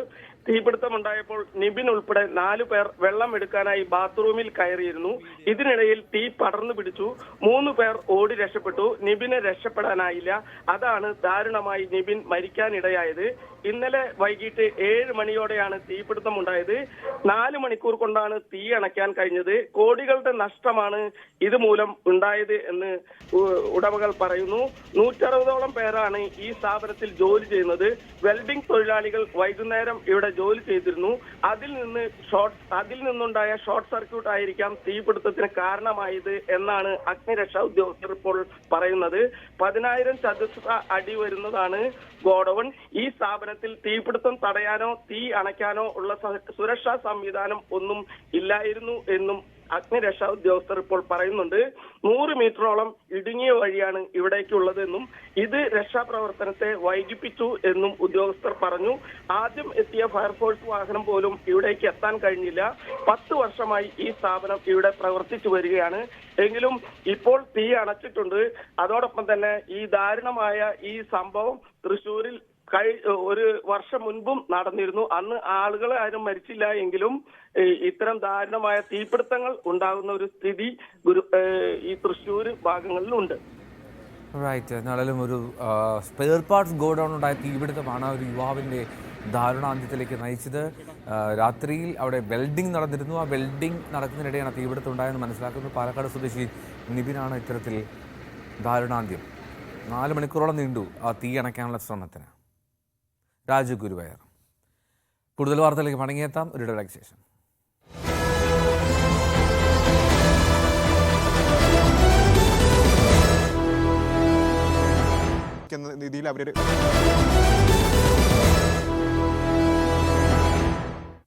മോർണിംഗ് വൈബ്സ് തുടരുകയാണ്. 2 ദിവസത്തെ ഓസ്ട്രിയൻ സന്ദർശനത്തിനായി പ്രധാനമന്ത്രി നരേന്ദ്രമോദി വിയന്നയിൽ. പ്രസിഡന്റ് അലക്സാണ്ടർ വാൻഡർ ബെലനുമായും ചാൻസലർ കാൾ നെഹാമറുമായും മോദി ഇന്ന് കൂടിക്കാഴ്ച നടത്തും. 4 പതിറ്റാണ്ടിന് ശേഷമാണ് ഒരു ഇന്ത്യൻ പ്രധാനമന്ത്രി ഓസ്ട്രിയയിലെത്തുന്നത്. 1983 ഇന്ദിരാഗാന്ധിയാണ് ഇതിനു മുൻപ് ഓസ്ട്രിയ സന്ദർശിച്ച ഇന്ത്യൻ പ്രധാനമന്ത്രി. മോസ്കോയിൽ ഇന്ത്യ റഷ്യ വാർഷിക ഉച്ചകോടിയിൽ പങ്കെടുത്ത ശേഷം ഇന്നലെ രാത്രിയാണ് മോദി ഓസ്ട്രിയയ്ക്ക് തിരിച്ചത്.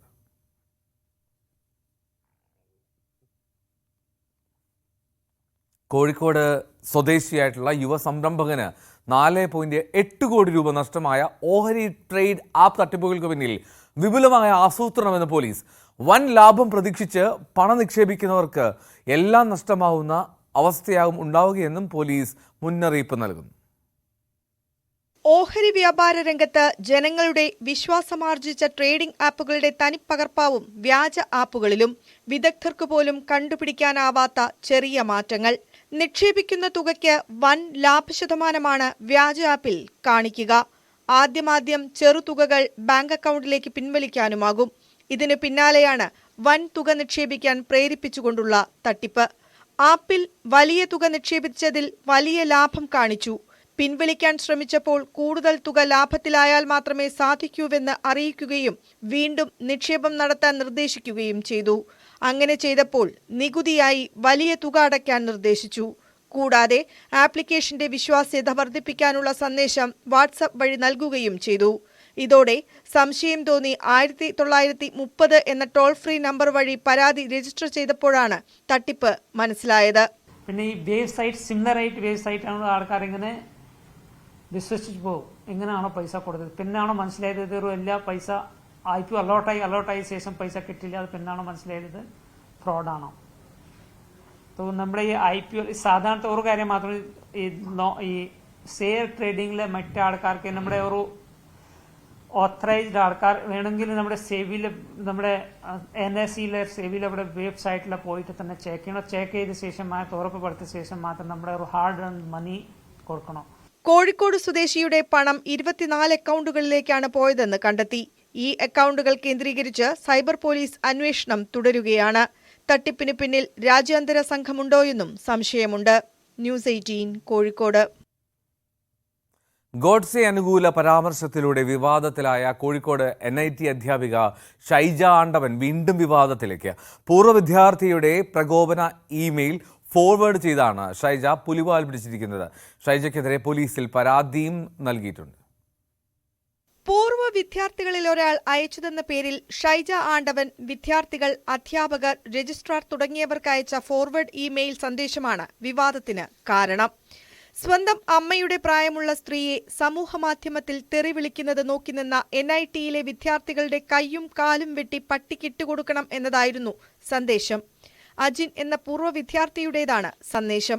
ഷൈജ ആണ്ടവന്റെ ക്ലാസുകളെ പുകഴ്ത്തുന്ന പൂർവ്വ വിദ്യാർത്ഥിയുടെ സന്ദേശത്തിൽ അവർ ക്ലാസ്സിൽ രാഷ്ട്രീയം സംസാരിക്കാറില്ലെന്നും സ്വകാര്യ ജീവിതത്തിൽ അവരുടെ വീക്ഷണങ്ങൾ പ്രകടിപ്പിക്കാൻ സ്വാതന്ത്ര്യമുണ്ടെന്നും പറയുന്നു.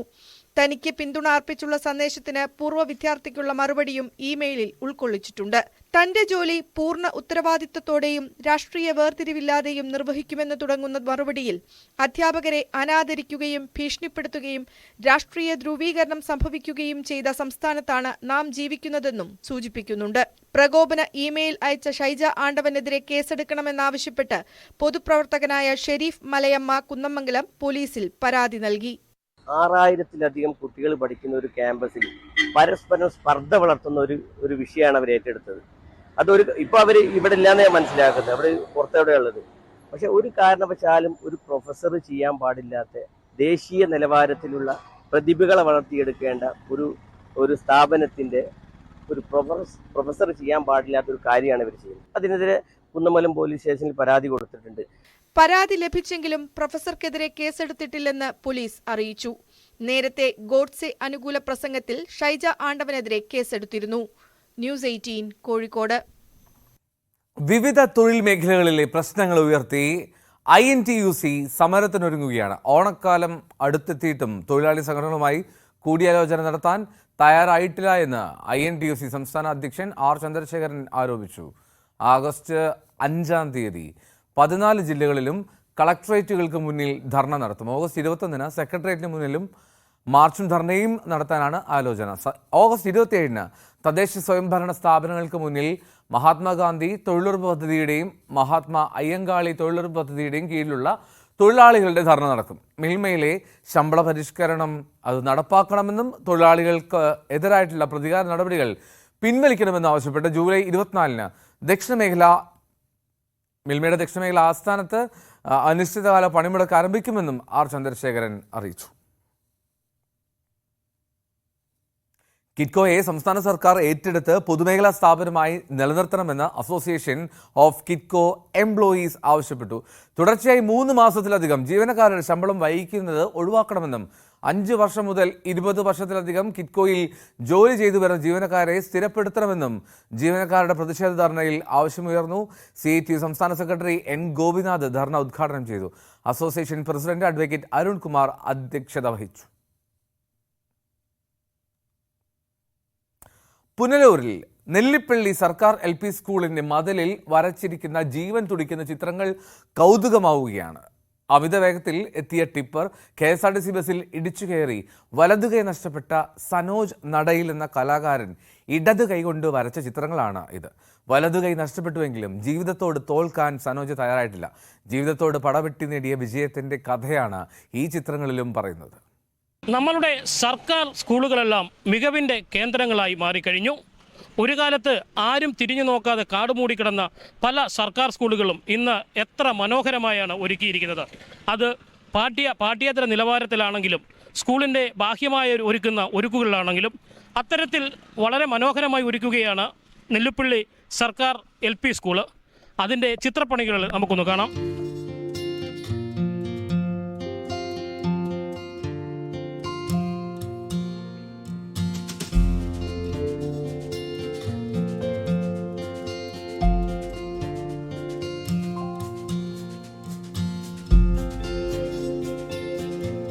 വളരെ മനോഹരമായ വർണ്ണ വിസ്മയങ്ങളാണ് നെല്ലിപ്പള്ളി സർക്കാർ LP സ്കൂളിൻ്റെ മതിലിൽ ഒരുക്കിയിരിക്കുന്നത്.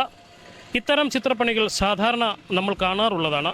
നിരവധി സ്കൂളുകളിലും മറ്റ് പൊതുസ്ഥലങ്ങളിലുമൊക്കെ ചിത്രപ്പണികൾ സ്വാഭാവികമായി നമ്മൾ കാണാറുള്ളതാണ്. പക്ഷേ നെല്ലിപ്പള്ളി സർക്കാർ LP സ്കൂളിൽ ഒരുക്കിയിരിക്കുന്ന ഈ ചിത്രങ്ങൾക്ക് ജീവൻ തുടിക്കും എന്ന് തന്നെ പറയാം. ചടയമംഗലത്തേക്കുള്ള ഒരു യാത്രാമൊത്തയിൽ ജോലി കഴിഞ്ഞ് തിരികെ വീട്ടിലേക്ക് വരുമ്പോൾ ബസ്സിലിരിക്കുമ്പോൾ ഒരു ടിപ്പർ ലോറി സനോജ് നടയിൽ എന്ന ഒരു യുവാവിൻ്റെ വലതുകൈ കവർന്നു കൊണ്ടുപോകുന്നു.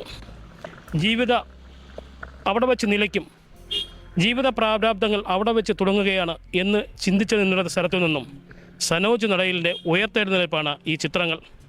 ആ സനോജ് നടയിൽ ഇടതുകൈ കൊണ്ട് വരച്ച ചിത്രങ്ങളാണ് ഇന്ന് ഈ നെല്ലിപ്പള്ളി LP സ്കൂളിൻ്റെ മതിലിൽ ജീവൻ തുടിക്കുന്ന ചിത്രങ്ങളായി നിലകൊള്ളുന്നത്. സനോജ് നടയിലാണ് ഇപ്പോൾ നമ്മോടൊപ്പം ഉള്ളത്.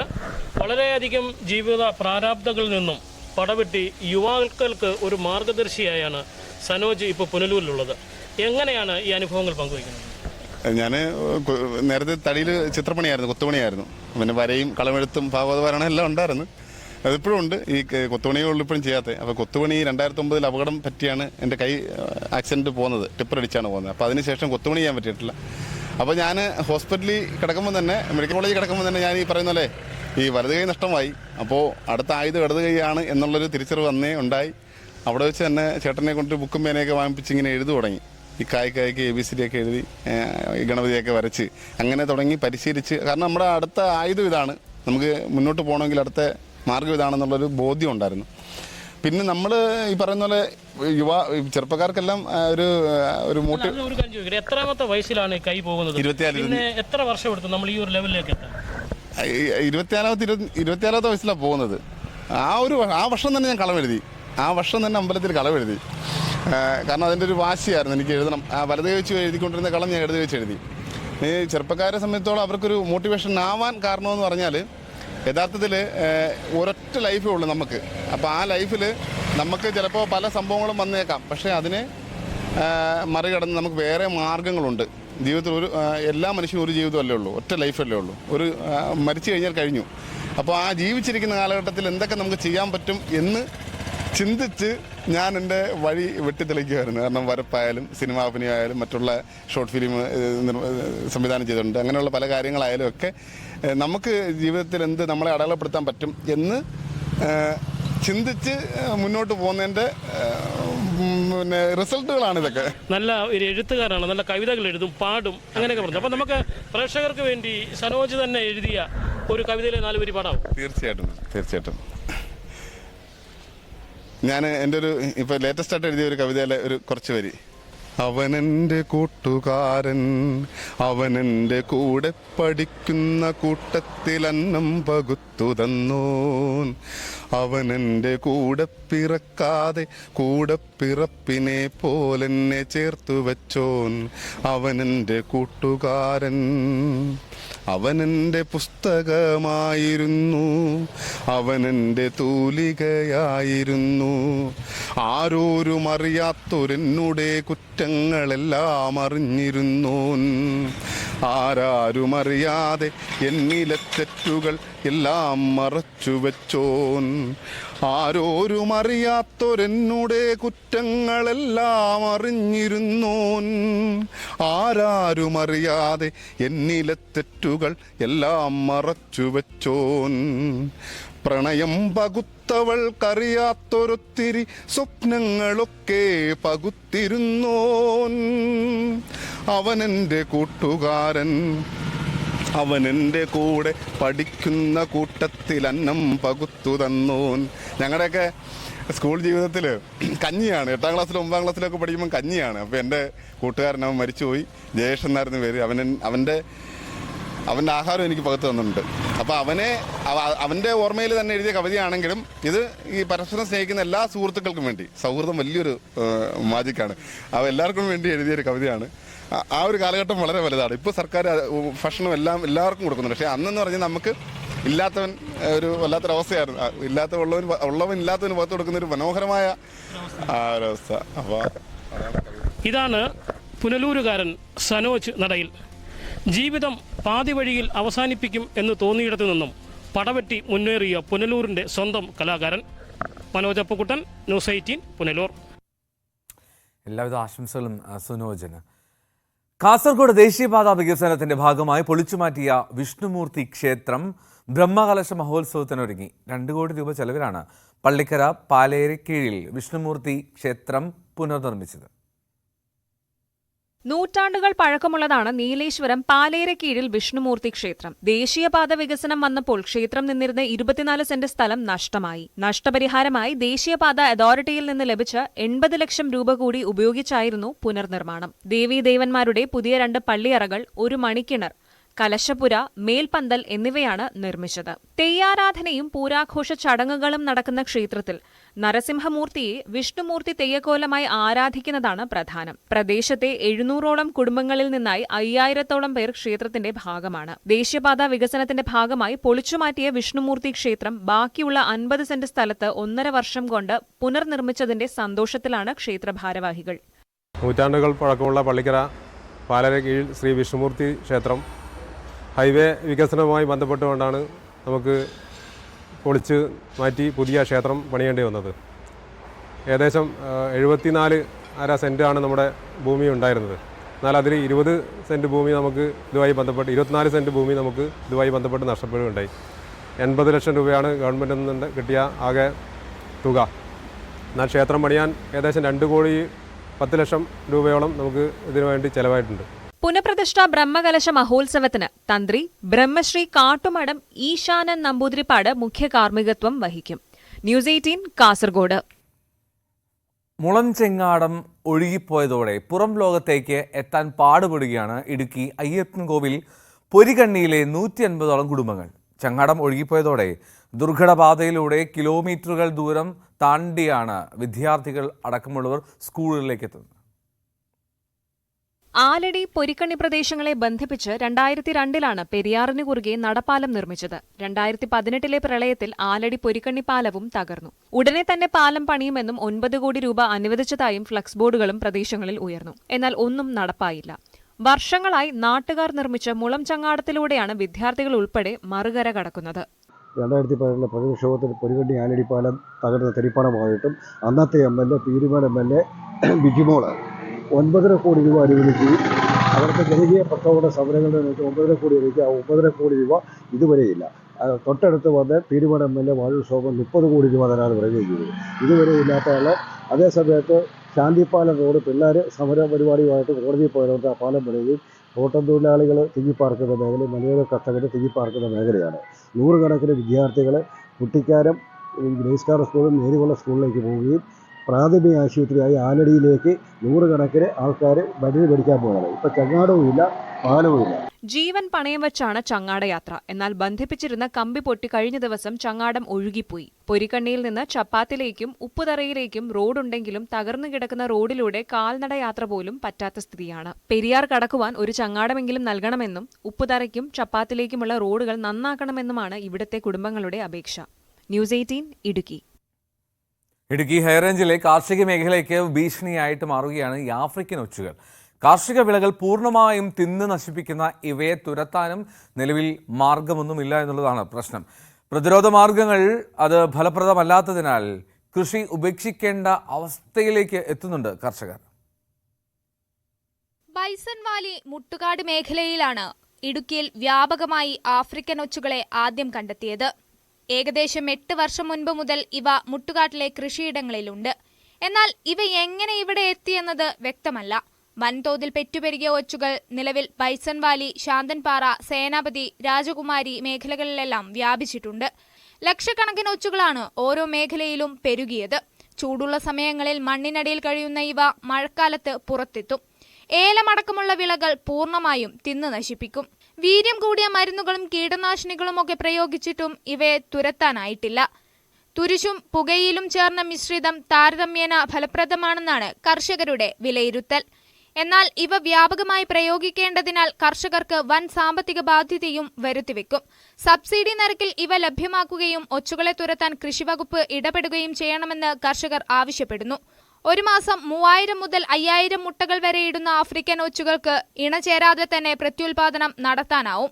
വളരെ വേഗത്തിൽ പെറ്റുപെരുകുന്ന ഇവയെ തുരത്താൻ കൃത്യമായ ഇടപെടൽ നടത്തിയില്ലെങ്കിൽ ഇടുക്കിയിലെ കാർഷിക മേഖല തന്നെ പ്രതിസന്ധിയിലാകും. ന്യൂസ് 18 ഇടുക്കി.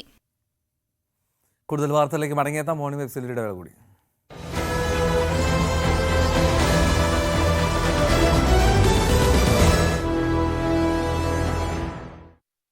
വേണം.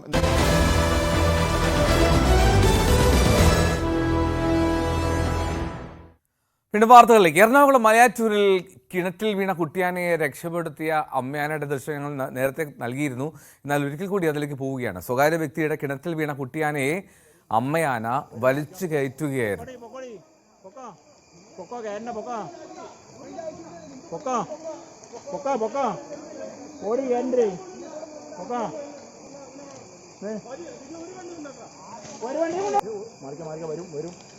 മാറിക്കോ പൊക്കോടി പൊക്കോടി പൊക്കോ പൊക്കോ കയറണ്ട പൊക്കോ പൊക്കോ പൊക്കോ പൊക്കോ.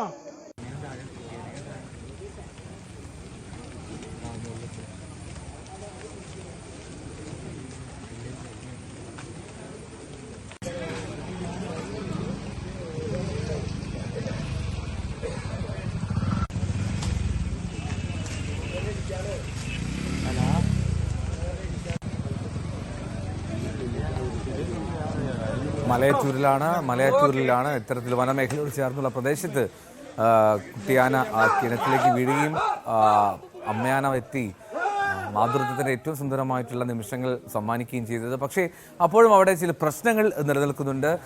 തൽക്കാലത്തേക്ക് ആ കുട്ടിയാന കയറ്റിപ്പോയത് അത് സന്തോഷകരമായിട്ടുള്ളതാണെങ്കിൽ പോലും പ്രദേശത്ത് നാട്ടുകാർക്ക് പ്രതിഷേധമുണ്ട് എന്നുള്ളതാണ്. എനിക്ക് തോന്നുന്നു സ്ഥിരമായി അവിടെ ഈ വന്യജീവി ശല്യം നിലനിൽക്കുന്ന ഒരു മേഖല കൂടിയാണ് മലയാറ്റൂർ വനമേഖലയോട് ചേർന്ന് നിൽക്കുന്ന ജനവാസ കേന്ദ്രങ്ങളൊക്കെ.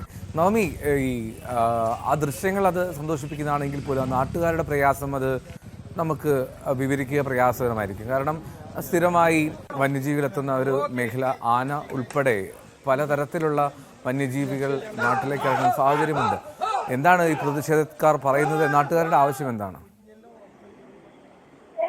നമുക്കറിയാം, ഈ മലയാറ്റൂർ ഭാഗം അതെപ്പോഴും ഇത്തരത്തിൽ കാട്ടാനകൾ ഇറങ്ങുന്നതും അല്ലെങ്കിൽ കാട്ടാനകൾ ആഹാരം തേടി വരുന്നതും വെള്ളം കുടിക്കാനും ഒക്കെ വരുന്ന ഒരു പ്രദേശമാണ്. ഇവിടെ ഒരു ജനവാസ മേഖല കൂടിയാണ്. പലതവണ ഈ കാട്ടാനകൾ ഇറങ്ങുന്നതും ഇവരുടെ കൃഷിയെയും അല്ലെങ്കിൽ വീടുകളിലൊക്കെ ഇത്തരത്തിൽ വന്നു പോകുന്നത് വലിയ ബുദ്ധിമുട്ടാണ് ഈ നാട്ടുകാർക്ക് അനുഭവപ്പെടുന്നത്. പലതവണ ഇത് ഇവർ അധികൃതരെയും ഫോറസ്റ്റ് വനപാലകരെയും ഒക്കെ അറിയിച്ചതാണ്.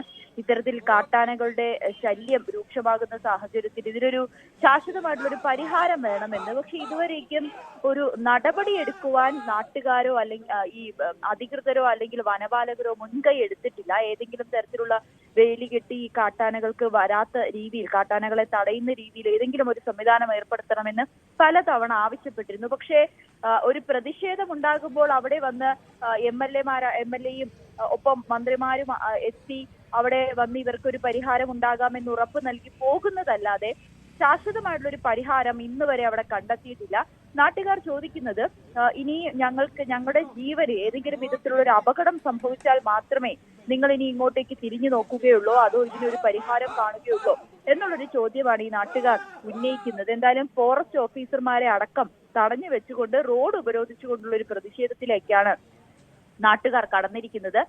ഇന്നലെ രാത്രിയോടുകൂടിയായിരുന്നു സ്വകാര്യ വ്യക്തിയുടെ കിണറ്റിലേക്ക് ഈ കുട്ടിയാന വീഴുകയും പിന്നീട് രാവിലെ അല്പസമയത്തിന് മുൻപ് അതിന്റെ അമ്മ ആന ഈ കുട്ടിയാനയെ തുമ്പിക്കൈ കൊണ്ട് വലിച്ചു മുകളിലേക്ക് കയറ്റുകയും ഒപ്പം ആ തമ്പടിച്ചിരുന്ന മറ്റ് കാട്ടാനക്കൂട്ടങ്ങളും എല്ലാവരും തിരിച്ച് കാട് കയറുന്ന ഒരു സാഹചര്യം ഉണ്ടായത്. പക്ഷേ ഇനിയും ഇത്തരത്തിലുള്ള കാര്യങ്ങൾ സംഭവിച്ചു കഴിഞ്ഞാൽ അല്ലെങ്കിൽ ജനങ്ങളുടെ ജീവൻ ഒരു ആപത്ത് വരുന്ന രീതിയിലേക്ക് ഈ കാട്ടാനകളുടെ പ്രവൃത്തി കടന്നു കഴിഞ്ഞാൽ ആരായിരിക്കും ഇനി ഉത്തരവാദി? അങ്ങനെ വരാതെ തടയേണ്ടത് സർക്കാരിന്റെ ഉത്തരവാദിത്തമല്ലേ എന്നുകൂടി നാട്ടുകാർ ചോദിക്കുന്നുണ്ട്. എന്തായാലും ഈ ഫോറസ്റ്റ് ഓഫീസർമാരെ ഈ തടഞ്ഞു വെച്ചുകൊണ്ട് റോഡ് ഉപരോധിച്ചുകൊണ്ട് വലിയ രീതിയിലുള്ള ഒരു പ്രതിഷേധത്തിലേക്കാണ് നാട്ടുകാർ കടന്നിരിക്കുന്നത്. എൽദോ, നവമി, ഈ വനം വകുപ്പിന് അവിടെ എന്ത് പരിഹാരമാണ് ചെയ്യാൻ കഴിയുക എന്നുള്ള ചോദ്യം കൂടിയല്ലേ? ഈ ഫെൻസിംഗ് ഉൾപ്പെടെ വലിയ തോതിലുള്ള കാര്യങ്ങൾ പലപ്പോഴും ഫലപ്രദമായി വിനിയോഗിക്കാൻ കഴിയാതെ പോകുന്ന സാഹചര്യമുണ്ട്. നാട്ടുകാർ അത് എത്തരത്തിൽ ഇത് പരിഹരിക്കണം എന്നുള്ളതാണ് ആവശ്യപ്പെടുന്നത്.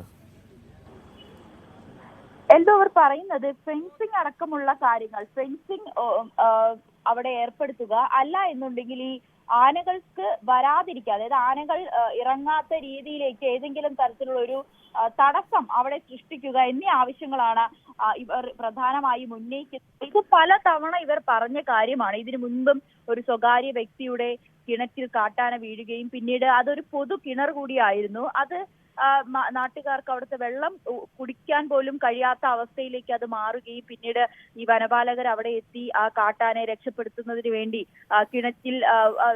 കിണർ വൃത്തിയാക്കുകയും അല്ലെങ്കിൽ കിണറ്റിലെ ബാക്കി കാര്യങ്ങൾ ചെയ്യുമ്പോഴൊക്കെ അവിടത്തെയുള്ള കുടിവെള്ളമാണ് നാട്ടുകാർക്ക് തടസ്സം സൃഷ്ടിച്ചത്. പിന്നീട് അങ്ങനെ പല തവണ ഇത്തരത്തിലുള്ള പ്രവൃത്തികൾ ആവർത്തിച്ചപ്പോഴാണ് പ്രധാനമായും ഇവരൊരു ആവശ്യം ഉന്നയിച്ചത് ഫെൻസിംഗ് ഏർപ്പെടുത്തണം, ഇല്ല എന്നുണ്ടെങ്കിൽ കാട്ടാനകളെ തടയുന്നതിന് വേണ്ടിയിട്ടുള്ള മറ്റേതെങ്കിലും ഒരു സംവിധാനം ഉടൻ തന്നെ അവിടെ സൃഷ്ടിക്കണം എന്ന് ഈ നാട്ടുകാർ ആവശ്യപ്പെട്ടത്. പക്ഷേ ഈ വനപാലകരോ അല്ലെങ്കിൽ അധികൃതരോ അവിടേക്ക് പിന്നീട് ഈ നാട്ടുകാരുമായി സംസാരിക്കാനോ ഇവരുടെ ആവശ്യങ്ങൾ പരിഹരിക്കുവാനോ അല്ലെങ്കിൽ ഇവരെ കേൾക്കാനോ പിന്നീട് അവിടെ എത്തിയിട്ടില്ല എന്നുകൂടി നാട്ടുകാർ പറയുന്നുണ്ട്. ഇപ്പോൾ വീണ്ടും ഇത്തരത്തിലൊരു കുട്ടിയാന വീഴുകയും ആ കിണറ്റിന് കുടിക്കാൻ കഴിയാത്ത രീതിയിലേക്ക് ആ വെള്ളം മാറുകയും ഒക്കെ ചെയ്തു. എപ്പോഴും ഇവിടെ ഒരു പ്രതിസന്ധി അനുഭവിക്കുന്നത് നാട്ടുകാരാണ്. അവരെ പേടിച്ച് ജീവിക്കുന്ന ഒരു സാഹചര്യത്തിലേക്കാണ്. എപ്പോ വേണമെങ്കിലും കാട്ടാനകൾ ഇറങ്ങാം. പ്രത്യേകിച്ച് പുലർച്ചെയും വൈകുന്നേരവുമാണ് ഈ കാട്ടാനകൾ ആഹാരം തേടിയും വെള്ളം കുടിക്കാനും ഒക്കെ ഈ ജനവാസ മേഖലകളിലേക്ക് ഇറങ്ങുന്നത്. അത് എപ്പോഴും ഇവർക്ക് ബുദ്ധിമുട്ടുണ്ടാക്കുന്നു. പുറത്തേക്ക് ഇറങ്ങാൻ പേടിയാകുന്നു. കുട്ടികളടക്കം സ്കൂളിലൊക്കെ പോകുന്ന വഴിയാണ്. അപ്പോൾ ഇനിയും ഇതിനൊരു പരിഹാരം ഉണ്ടായില്ലെങ്കിൽ കടുത്ത നടപടികളുമായി, കടുത്ത പ്രതിഷേധവുമായി മുന്നോട്ട് പോകുമെന്നും നാട്ടുകാർ പറയുന്നുണ്ട്. എന്തോ റൈറ്റ്. നവമി ദിനേശാണ് വിവരങ്ങൾ നൽകിയത് കൊച്ചിയിൽ നിന്ന്. 24 വർഷങ്ങൾക്ക് ശേഷം മോഹൻലാലിന്റെ ക്ലാസിക് റൊമാൻസ് ഹൊറർ ചിത്രം ദേവദൂതൻ വീണ്ടും തിയേറ്ററിലേക്ക് എത്തുകയാണ്. ചിത്രത്തിന്റെ 4K പതിപ്പ് ട്രെയിലർ മോഹൻലാൽ പുറത്തിറക്കി. ദേവദൂതൻ വീണ്ടും റിലീസിനെത്തുന്നത് സ്വപ്നം പോലെ തോന്നുന്നുവെന്നാണ് മോഹൻലാൽ പറഞ്ഞത്. ചിത്രം ഈ മാസം 26-ന് തിയേറ്ററുകളിലെത്തും. ഞാൻ കാണുന്നതിനുമപ്പുറം നിങ്ങളിൽ എന്തോ ഒരു ശക്തിയുണ്ട്. നമ്മൾ ആഗ്രഹിച്ചു, ഇദ്ദേഹം നമുക്ക് വേണ്ടി വന്നു. ഇനി ഞാൻ എന്ത് ചെയ്യണമെന്ന് നിങ്ങൾ എന്നോട് പറയാം.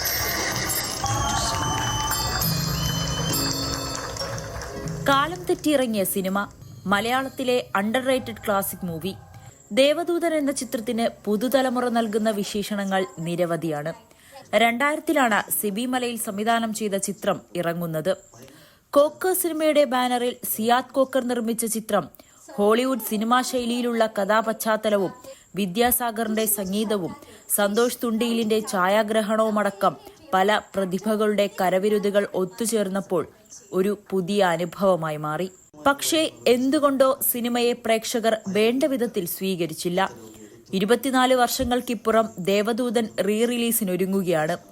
ഒരു നടനെന്ന നിലയിൽ തനിക്ക് ഏറ്റവും ഇഷ്ടപ്പെട്ട സിനിമകളിൽ ഒന്നാണ് ദേവദൂതനെന്നും വർഷങ്ങൾക്ക് ശേഷം അത് റിലീസിനെത്തുന്നത് സ്വപ്നം പോലെ തോന്നുന്നുവെന്നും മോഹൻലാൽ. വളരെ സന്തോഷം തോന്നി. കാര്യം അതൊരു വലിയ കാര്യമാണ്. കാര്യം നമ്മൾ വളരെയധികം ആ സിനിമയ്ക്ക് വേണ്ടി പ്രയാസപ്പെട്ട് എടുത്ത ഒരു സിനിമ അതന്ന് സക്സസ് ആയില്ല. അപ്പം അതിനെ ഒരിക്കൽ കൂടെ ആൾക്കാരിലേക്ക് എത്തിക്കാൻ ശ്രമിച്ചു എന്ന് പറയുന്ന വലിയ കാര്യമാണ്. ആ ഒരു എഫേർട്ടിന് തീർച്ചയായിട്ടും ദൈവത്തിൻ്റെ ഭാഗത്തു നിന്നൊരു ഒരു പ്രതിഫലം ഇവർക്ക് കിട്ടും, അല്ലെങ്കിൽ ഞങ്ങൾക്ക് കിട്ടുമെന്ന് ആഗ്രഹിക്കുന്നു. വളരെ സന്തോഷം തോന്നിയ കാര്യം തന്നെയാണ്. അതാണ് ഞാൻ നേരത്തെ പറഞ്ഞത്. ഇത് തോന്നിപ്പിക്കുകയാണല്ലോ ഇങ്ങനൊരു സിനിമ വീണ്ടും നിങ്ങൾക്ക് ചെയ്യാൻ.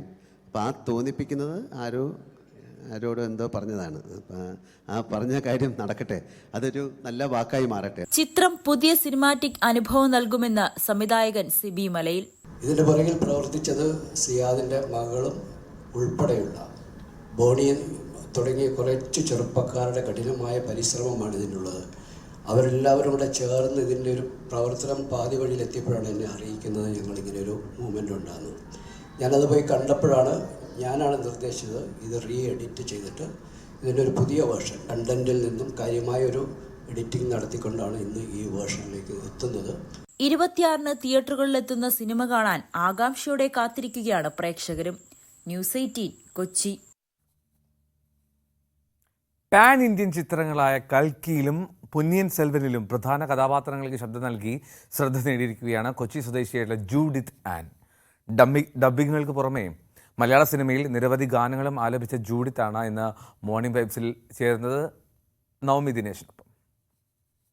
ഇന്ന് എന്നോടൊപ്പമുള്ള അതിഥി ആളൊരു സകലകലാ വല്ലഭയാണ്.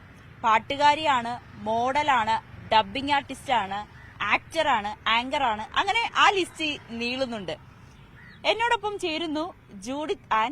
ഏറ്റവും പുതിയ വിശേഷം കൽക്കിയാണ്. അപ്പോൾ ജൂഡിത്തിനോട് തന്നെ ചോദിക്കാം കൽക്കിയിലെ വിശേഷം. ഹായ്.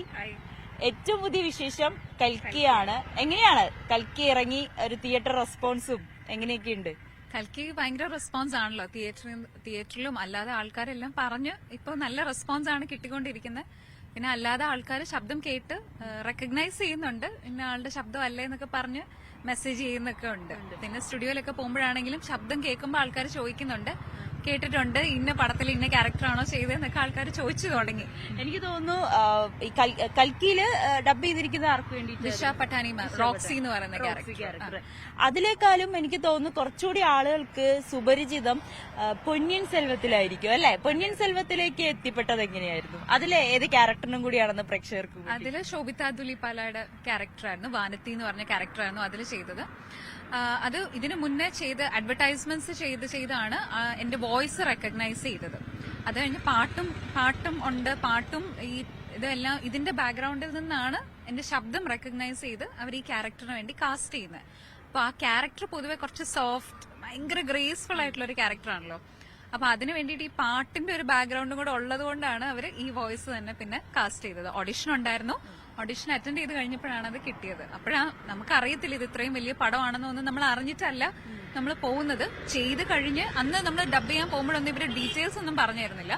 നമുക്ക് വളരെ കുറച്ച് സീൻസ്, നമ്മൾ ചെയ്യുന്ന സീൻസ് മാത്രം കാണിച്ചു തരുന്നു, അത് ചെയ്യുന്നു. ഇറങ്ങുന്നതിന് മുന്നെയാണ് പറയുന്നത് ഇത് ഇന്ന പടത്തിന് വേണ്ടിയാണ് നമ്മൾ ചെയ്യുന്നത് എന്നുള്ള ഡീറ്റെയിൽസ് ഒക്കെ പറയുന്നത്. എങ്ങനെയുണ്ടായിരുന്നു ശോഭിത? നമുക്ക് സ്ക്രീനിൽ കാണാൻ പറ്റില്ല, അതനുസരിച്ചല്ലേ നമ്മൾ ഡബ് ചെയ്യുക. അപ്പൊ ശോഭിതയ്ക്ക് വേണ്ടി ഡബ് ചെയ്തുള്ള ഒരു എക്സ്പീരിയൻസ് എങ്ങനെയുണ്ടായിരുന്നു? അത് അത്ര എളുപ്പമായിരുന്നില്ല, കാരണം അവര് ഭയങ്കര ഗ്രേസ്ഫുൾ ആയിട്ടാണ് അവരുടെ ഐസും ഒക്കെ വെച്ചിട്ട് അഭിനയിച്ച് വെച്ചിരിക്കുന്നത്. അപ്പൊ അതേ ഗ്രേസിൽ നമുക്ക് അത് ആ പടം കാണുമ്പോൾ തന്നെ മനസ്സിലാവും അതിലെ എല്ലാ ക്യാരക്ടേഴ്സും ഭയങ്കര ഗ്രേസ്ഫുൾ ആയിട്ട് അഭിനയിച്ചേക്കുന്നത്. അപ്പൊ ആ ഗ്രേസ് നമ്മുടെ ശബ്ദത്തിൽ കൊണ്ടുവരണം. അറ്റ് ദ സെയിം ടൈം ഈ മലയാളം നമ്മൾ പറയുമ്പോൾ മാറി നിൽക്കാനും പാടില്ലല്ലോ, ഒരു ഡബ് ഫീൽ അടിക്കാൻ പാടില്ല. ഇത്രയും കാര്യങ്ങൾ നമ്മൾ മനസ്സിൽ കണ്ടുകൊണ്ട് വേണമായിരുന്നു ഡബ് ചെയ്യാൻ. അപ്പൊ കുറെ സമയം എടുത്ത് അവര് പറഞ്ഞായിരുന്നു, അരുൺ ചേട്ടനും അജിത് ചേട്ടനും ആയിരുന്നു. അവര് ഒത്തിരി തവണ പറഞ്ഞാണ് നമുക്കത് അത്രയും നന്നായിട്ട് ചെയ്യാൻ പറ്റിയത്. അങ്ങനെ പിന്നീട് സിംഗറാണ്, പ്ലേബാക്ക് സിംഗറാണ്. ഒത്തിരി സിനിമകളിൽ ഇതിനോടകം തന്നെ പാടിയിട്ടുണ്ട്. എനിക്കൊന്ന് ഏറ്റവും ഒടുവിൽ ലിറ്റിൽ ഹാർട്സിലായിരിക്കും അല്ലെ, അതില് നമ്മുടെ ബാബുരാജിന്റെ അല്ലെ പേരായിട്ട് വരുന്ന ക്യാരക്ടർ. അത് അത്യാവശ്യം നല്ല സോഷ്യൽ മീഡിയയിലൊക്കെ ഭയങ്കര ഹിറ്റായ റീൽസ് ഒക്കെ ഇറങ്ങിയ ഒരു പാട്ടും കൂടിയാണ്. എങ്ങനെയാണ് സിനിമയിലേക്കുള്ള ഒരു എൻട്രി? അതിനു മുന്നേ തന്നെ ഞാൻ പടങ്ങൾ ചെയ്തിട്ടുണ്ടായിരുന്നു, പടത്തിൽ പാടിയിട്ടുണ്ട്. എന്റെ പാട്ട് ആൾക്കാർ ശ്രദ്ധിക്കുന്നുണ്ട്, പക്ഷെ ഞാൻ പാടിയെന്ന് ആർക്കും അറിയില്ലായിരുന്നു. ഇപ്പൊ ഇതിനു മുന്നേ ബ്രദേഴ്സ് ഡേയിലെ പാട്ടുകളൊക്കെ ഞാൻ ഏത് കല്യാണ വീട്ടിൽ ചെന്നാലും ഞാൻ പാടിയ പാട്ടുകളൊക്കെ അവിടെ ഉണ്ട്, പക്ഷെ ആരും അറിയുന്നില്ല ഞാനാന്ന്. ഒരു ദിവസം കൈലാസേട്ടൻ വിളിച്ചു ഇങ്ങനെ ട്രാക്ക് പാടാനായിട്ട്. അത് പാടാൻ പോയ സമയത്ത് തന്നെ എന്റെ അടുത്ത് ഇങ്ങനെ പറഞ്ഞിരുന്നു, ഇത് ശ്രേയ ഘോഷൽ മാമിന് പാടാൻ വെച്ചിരിക്കുന്ന പാട്ടാണ്, ജൂഡത്ത് ജസ്റ്റ് ട്രാക്ക് പാടോ, ഒരു പ്രതീക്ഷയും വെക്കണ്ടെന്ന് തന്നെ പറഞ്ഞിരുന്നു. അത് പാടി ഞാൻ വിട്ടു, തിരിച്ചു പോന്നു. ഫിലിം റിലീസാവുന്നതിന് ഒരു 1 മന്ത് മുന്നെയാണ്, പാട്ട് റിലീസാവുന്നതിന് ഒരു 2 വീക്സ് മുന്നേ എന്റെ അടുത്ത് പറയുന്നത് ഒരു സർപ്രൈസ് ഉണ്ട്, സ്റ്റുഡിയോയിലോട്ട് വരണം എന്ന് പറഞ്ഞ് അങ്ങനെ എന്നെ സർപ്രൈസ് ചെയ്തതാണ്. അപ്പൊ ശ്രേയ ഘോഷൽ, അപ്പൊ എന്റെ വിചാരം അപ്പോഴും ശ്രേയ ഘോഷൽ മാം ആണ്, കാരണം കൈലാസേട്ടൻ ശ്രേയ ഘോഷൽ മാമിനെ മീറ്റ് ചെയ്യുന്ന ഫോട്ടോസ് ഉണ്ട്, അതെല്ലാം അവര് സോഷ്യൽ മീഡിയയിൽ പോസ്റ്റ് ചെയ്യുന്നുണ്ട്. അപ്പൊ ഞാൻ വിചാരിച്ചു ഈ പാട്ടിന്റെ റെക്കോർഡിംഗ് കഴിഞ്ഞു എന്ന്. പക്ഷെ ആ പാട്ട് റിലീസാവുന്നതിന് ഒരു 2 വീക്സ് മുന്നേ ഇങ്ങനെ സാറ് സ്റ്റുഡിയോയിലോട്ട് വിളിപ്പിച്ചിട്ട് സാർ പാട്ടൊക്കെ കേൾപ്പിച്ചിട്ട് സാർ പറഞ്ഞു ഇത് ജൂഡത്തിന്റെ വോയിസ് ആണ് ഫൈനലി ആക്കിയിരിക്കുന്നത് എന്നുള്ളത്. ആ നിമിഷം എന്ത് തോന്നി? അയ്യോ എന്റെ കണ്ണൊക്കെ ഞാൻ ഒരിക്കലും കരയാത്ത ഒരാളാണ്, പക്ഷെ അത് കേട്ടപ്പോഴത്തേന് എന്റെ കണ്ണൊക്കെ ഭയങ്കര നിറഞ്ഞ് ഭയങ്കര എക്സൈറ്റഡ് ആയിരുന്നു. കാരണം സാൻഡ്ര തോമസ് പ്രൊഡക്ഷൻസ് ആണ്, അപ്പൊ അതൊരു നല്ല ബാനറാണ്. പ്ലസ് കുറെ പ്രോഗ്രസ് ചെയ്ത് കഴിഞ്ഞപ്പോൾ എനിക്ക് മനസ്സിലായി ഇനിയും പതുക്കെ ആൾക്കാർ എന്നെ ശ്രദ്ധിച്ച് തുടങ്ങുന്ന ഒരു ഫീൽ എനിക്കുണ്ടായിരുന്നു. അതുപോലെ തന്നെ ആ പാട്ടും എല്ലാവരും ശ്രദ്ധിച്ചു. ഇപ്പൊ യൂട്യൂബിലൊക്കെ ഭയങ്കര വ്യൂസ് ആയി, മില്യൺ വ്യൂസ് ഒക്കെ ആയപ്പോഴത്തേന് നമുക്ക് മനസ്സിലായി ഓക്കെ പാട്ട് ആൾക്കാരുടെ ഇടയിൽ എത്തുന്നു. പിന്നെ ഞാൻ ആ ലാസ്റ്റ് ആയപ്പോഴാണ് സിനിമ കാണാൻ പോയത്. സിനിമ കാണാൻ പോയപ്പോൾ മനസ്സിലായി ആ പാട്ട് വളരെ കറക്റ്റ് ആയിട്ടാണ് ആ പടത്തിൽ പ്ലേസ് ചെയ്തിരിക്കുന്നത്. മാത്രമല്ല അവരുടെ ലവ് സ്റ്റോറി ഭയങ്കര ഡിഫറെന്റ് ഒരു ട്രാക്ക് ആയിരുന്നു. അപ്പൊ എന്തുകൊണ്ടും ആ സോങ് ഭയങ്കര റൊമാൻറ്റിക് ആണ്, ഭയങ്കര ടച്ചിങ് ആയിട്ട് എനിക്ക് ഫീൽ ചെയ്തായിരുന്നു. അപ്പൊ ആ ലിറ്റിൽ ഹാർട്സിലെ പാട്ട് നമുക്ക് പ്രേക്ഷകർക്ക് വേണ്ടിയിട്ടൊന്ന് പാടിയാലോ? ഞാൻ സ്റ്റാൻസ് തൊട്ടിട്ട് പാടാം. നീ എന്ന തോമാരെ ആദ്യമായി വേനൽ മളം ഒന്നുകൂടെ പാടാമേ. നീ എന്ന തോമാരെ ആദ്യമായി വേനൽ മഴ ചേർന്നു വീഴവേ, മോഹങ്ങൾ നെയ്തൊരു തോണിയിൽ താരക്കിനാക്കായലയിലൊഴുകി അലയവേ, കാണുന്ന പൂവാകെ നിൻമുഖം, പാടുന്ന പ്രാവിനു നിൻ സ്വരം, ആകാശതാരയ്ക്ക് നിന്നിറം, അറിയാതേറെ നീയായി ഞാൻ, നോവിൽ തലോടുന്ന കൺപീലി പുൽകുന്ന തോമഞ്ഞു നീരായി മാറുന്നേതാ നീ, നേരം കൊഴിഞ്ഞാലും കാലങ്ങൾ പോയാലും മായാതെ വാടാതെ മേഘങ്ങൾ പോലുന്നു നാം ചേർന്ന വഴികളിൽ, കൊഴിയുമോർമ്മ നിറനിലാവിനിതളുകളിൽ കാറ്റിനലകളായി ഒഴുകാമിതിലേ. അടിപൊളിയായിട്ടുണ്ട് കേട്ടോ. എങ്ങനെയാണ് ഈ സംഗീതമൊക്കെ മോഹം എപ്പോഴായിരുന്നു തുടങ്ങിയത്? കുഞ്ഞിലെ മുതലേ പാട്ട് പഠിക്കുന്നുണ്ടായിരുന്നോ? ചെറുതിലെ മുതൽ പാട്ട് പഠിക്കുന്നില്ല. നമുക്കങ്ങനെ ഞാൻ വളർന്നതൊക്കെ സൗദിയിലാണ്. അപ്പൊ ഞാൻ വളർന്ന സമയത്ത് ഭയങ്കര റെസ്ട്രിക്റ്റഡ് ആണ്, നമ്മൾ പർദ്ദ മാത്രം ഇട്ട് ആ ഒരു ലൈഫായിരുന്നു. അപ്പൊ അന്നൊന്നും പാടാൻ പറ്റുമെന്നൊന്നും അറിയുന്നില്ല. അപ്പൊ ചെറുതായിട്ട് എന്റെ ഫാദർ ട്രെയിൻ ചെയ്യുമായിരുന്നു, കൊയറിലൊക്കെ പാടാനായിട്ട് ചെറിയ ചെറിയ ട്രെയിനിങ് തരുമായിരുന്നു. ആ ട്രെയിനിങ് വെച്ചിട്ട് ഞാനിങ്ങനെ വീട്ടിൽ പോയി പറഞ്ഞു എനിക്ക് പാട്ടുകാരി ആയാൽ മതി എന്ന് പറഞ്ഞു. അപ്പൊ അന്ന് അവരിങ്ങനെ മനസ്സിൽ വിചാരിക്കുന്നുണ്ട് ഇതൊക്കെ എങ്ങനെ സാധിക്കും, സൗദിയിൽ നിന്ന് നമ്മൾ നാട്ടിലോട്ട് വന്ന് ഇതൊന്നും നടക്കുന്ന കാര്യങ്ങളല്ല. പിന്നെ ഞാൻ തന്നെ ഡിസൈഡ് ചെയ്ത് ഞാൻ ഒരു ദിവസം ഇവരോട് പറഞ്ഞു ഞാൻ പഠിക്കുന്നതിന്റെ കൂട്ടത്തിൽ എനിക്ക് ഇത് തന്നെ വേണം. അങ്ങനെ ഞാൻ ചെന്നൈയിൽ വന്ന് ബിന്നി മാമിന്റെ അടുത്ത് പാട്ട് പഠിക്കാൻ തുടങ്ങി. പിന്നെ കൊച്ചിയിലോട്ട് ഷിഫ്റ്റ് ചെയ്തു, അൽഫോൻസ് സാറിന്റെ അടുത്ത് പഠിക്കാൻ തുടങ്ങി. അങ്ങനെ ട്രൈ ചെയ്ത് ചെറിയ ചെറിയ ഓപ്പർച്യൂണിറ്റീസ് അങ്ങനെയാണ് സ്റ്റാർട്ട് ചെയ്തത്. അപ്പൊ എനിക്ക് ഏതെങ്കിലും ഒരു ഫിലിമിൽ ഒരു ലൈൻ പാടിയാൽ മതിയെന്നായിരുന്നു. പക്ഷെ ഇപ്പൊ ഒരുപാട് ഫിലിംസിൽ ഇപ്പൊ പാടി തുടങ്ങി. അപ്പൊ പ്രോഗ്രസ് നന്നായിട്ടാണ് പോകുന്നത്. അപ്പൊ ഈ ഡബിങ്ങിലേക്കും കൂടി എങ്ങനെയാ? അപ്പൊ പാട്ട് പാടുന്നുണ്ട്, അതിനോട് ഈ ഡബിങ്ങും കൂടി എപ്പോഴായിരുന്നു ചെയ്യാമെന്നുള്ള ഒരു കോൺഫിഡൻസ് ഒക്കെ വന്നത്? ചെറിയ പ്രായം തൊട്ടിട്ട് നമ്മൾ സിനിമ കാണുമ്പോൾ നമ്മൾ ഓരോ ഡയലോഗ്സ് ഇമിറ്റേറ്റ് ചെയ്യുമല്ലോ. അപ്പൊ അങ്ങനെ ഞാൻ ഇമിറ്റേറ്റ് ചെയ്യായിരുന്നു. പിന്നെ സിനിമ കാണുമ്പോൾ തന്നെ അതിലെ ക്യാരക്ടേഴ്സിന്റെ ശബ്ദം ശ്രദ്ധിക്കാൻ തുടങ്ങി. ഞാൻ ആദ്യം സിനിമ കാണുന്നത് 8ാം ക്ലാസ് വെച്ചിട്ടാണ്. ഞങ്ങൾ സൗദി പഠിക്കുന്ന സമയത്ത് തിയേറ്റർ ഒന്നുമില്ല. അപ്പൊ ആദ്യമായിട്ട് തിയേറ്ററിൽ വന്ന് എത്തി വെച്ച് സിനിമ കാണുന്ന സമയത്താണ് ഓരോ ക്യാരക്ടേഴ്സിനും അവരുടെ ശബ്ദം ഞാൻ നോട്ട് ചെയ്യുന്നത്. അപ്പൊ തിരിച്ചു വീട്ടിൽ വന്നിട്ട് ഈ ഡയലോഗ്സ് ഒക്കെ പറഞ്ഞു നോക്കുമായിരുന്നു. പക്ഷെ നമുക്ക് ഡബിങ് ഉണ്ടെന്നോ ഇതൊന്നും നമ്മൾ അങ്ങനെ അറിയുന്നില്ലല്ലോ.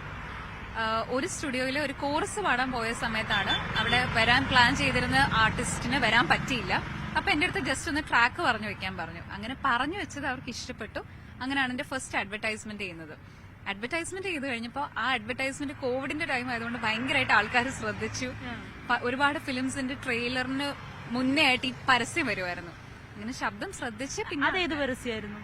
ചുങ്ക ജ്വല്ലറിയുടെ കഥകൾ നിങ്ങളുടെ ആഭരണം പറയട്ടെ. അത് കുറെ കാലം റേഡിയോയിലും ടിവിയിലും ഒക്കെ ഉണ്ടായിരുന്നു.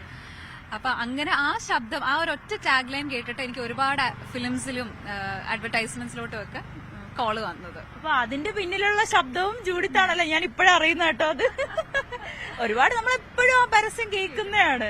കുറെ പരസ്യം, എന്റെ പരസ്യങ്ങളെല്ലാം എല്ലാരും കേട്ടിട്ട് പലരും കേൾക്കുമല്ലോ, ഒരുപാട് പരസ്യങ്ങൾ ചെയ്തിട്ടുണ്ട്. അപ്പൊ എന്നെ ഫോണിലൊക്കെ ആൾക്കാർ വിളിക്കുന്ന സമയത്ത് അയ്യോ നല്ല പരിചയമുള്ള ശബ്ദം. അപ്പൊ ഞാൻ പറഞ്ഞു നിങ്ങൾ എന്തായാലും കേട്ടിട്ടുണ്ടോ, അങ്ങനെ ഞാൻ പറയാറുണ്ട്. അങ്ങനെ കുറെ പേര് ഇങ്ങനെ ഫോൺ വിളിക്കുമ്പോ പറയാറുണ്ട് കേട്ടിട്ടുള്ള ശബ്ദം പോലെ തോന്നുന്നു എന്നൊക്കെ പറയാറുണ്ട്. നമുക്കൊരു സിനിമയില് പൊന്നിയിൻ സെൽവത്തിൽ ഡയലോഗ് വല്ല ഓർമ്മയുണ്ടോ?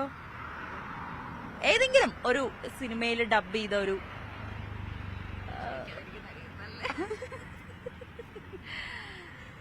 ഓർമ്മയുണ്ടോ? ഏതെങ്കിലും ഡബ് അല്ലെങ്കിൽ വേണ്ട ഒരു ആഡ് കുറച്ച് എനിക്കൊന്ന് കല്യാൺ സിൽക്സിന്റെ ആഡ് അതൊന്ന് പറയും. ഓക്കെ, കല്യാൺ സിൽക്സിന്റെ ലേറ്റസ്റ്റ് ഇപ്പൊ അന്ന് ഞാൻ പണ്ട് ഞാൻ പറഞ്ഞ ഭയങ്കര എല്ലാവരും ശ്രദ്ധിക്കപ്പെട്ട ഒരു അഡ്വർടൈസ്മെന്റ് ആയിരുന്നു. പൃഥ്വിരാജ് സാറിന്റെ കോവിഡിന്റെ ടൈമില് ആഹാ ഈ ശബ്ദം ഞാൻ എവിടെയോ കേട്ടിട്ടുണ്ടല്ലോ എന്നുള്ള ആ ഒരു ഒറ്റ ലൈനാണ് എല്ലാരും ആഹാ ഈ ശബ്ദം ഞാൻ എവിടെയോ കേട്ടിട്ടുണ്ടല്ലോ. അതായിരുന്നു ആ ഒരു ഒറ്റ ലൈൻ വെച്ചിട്ട് കുറെ പേര് ട്രോൾ ചെയ്തിട്ടുണ്ടായിരുന്നു.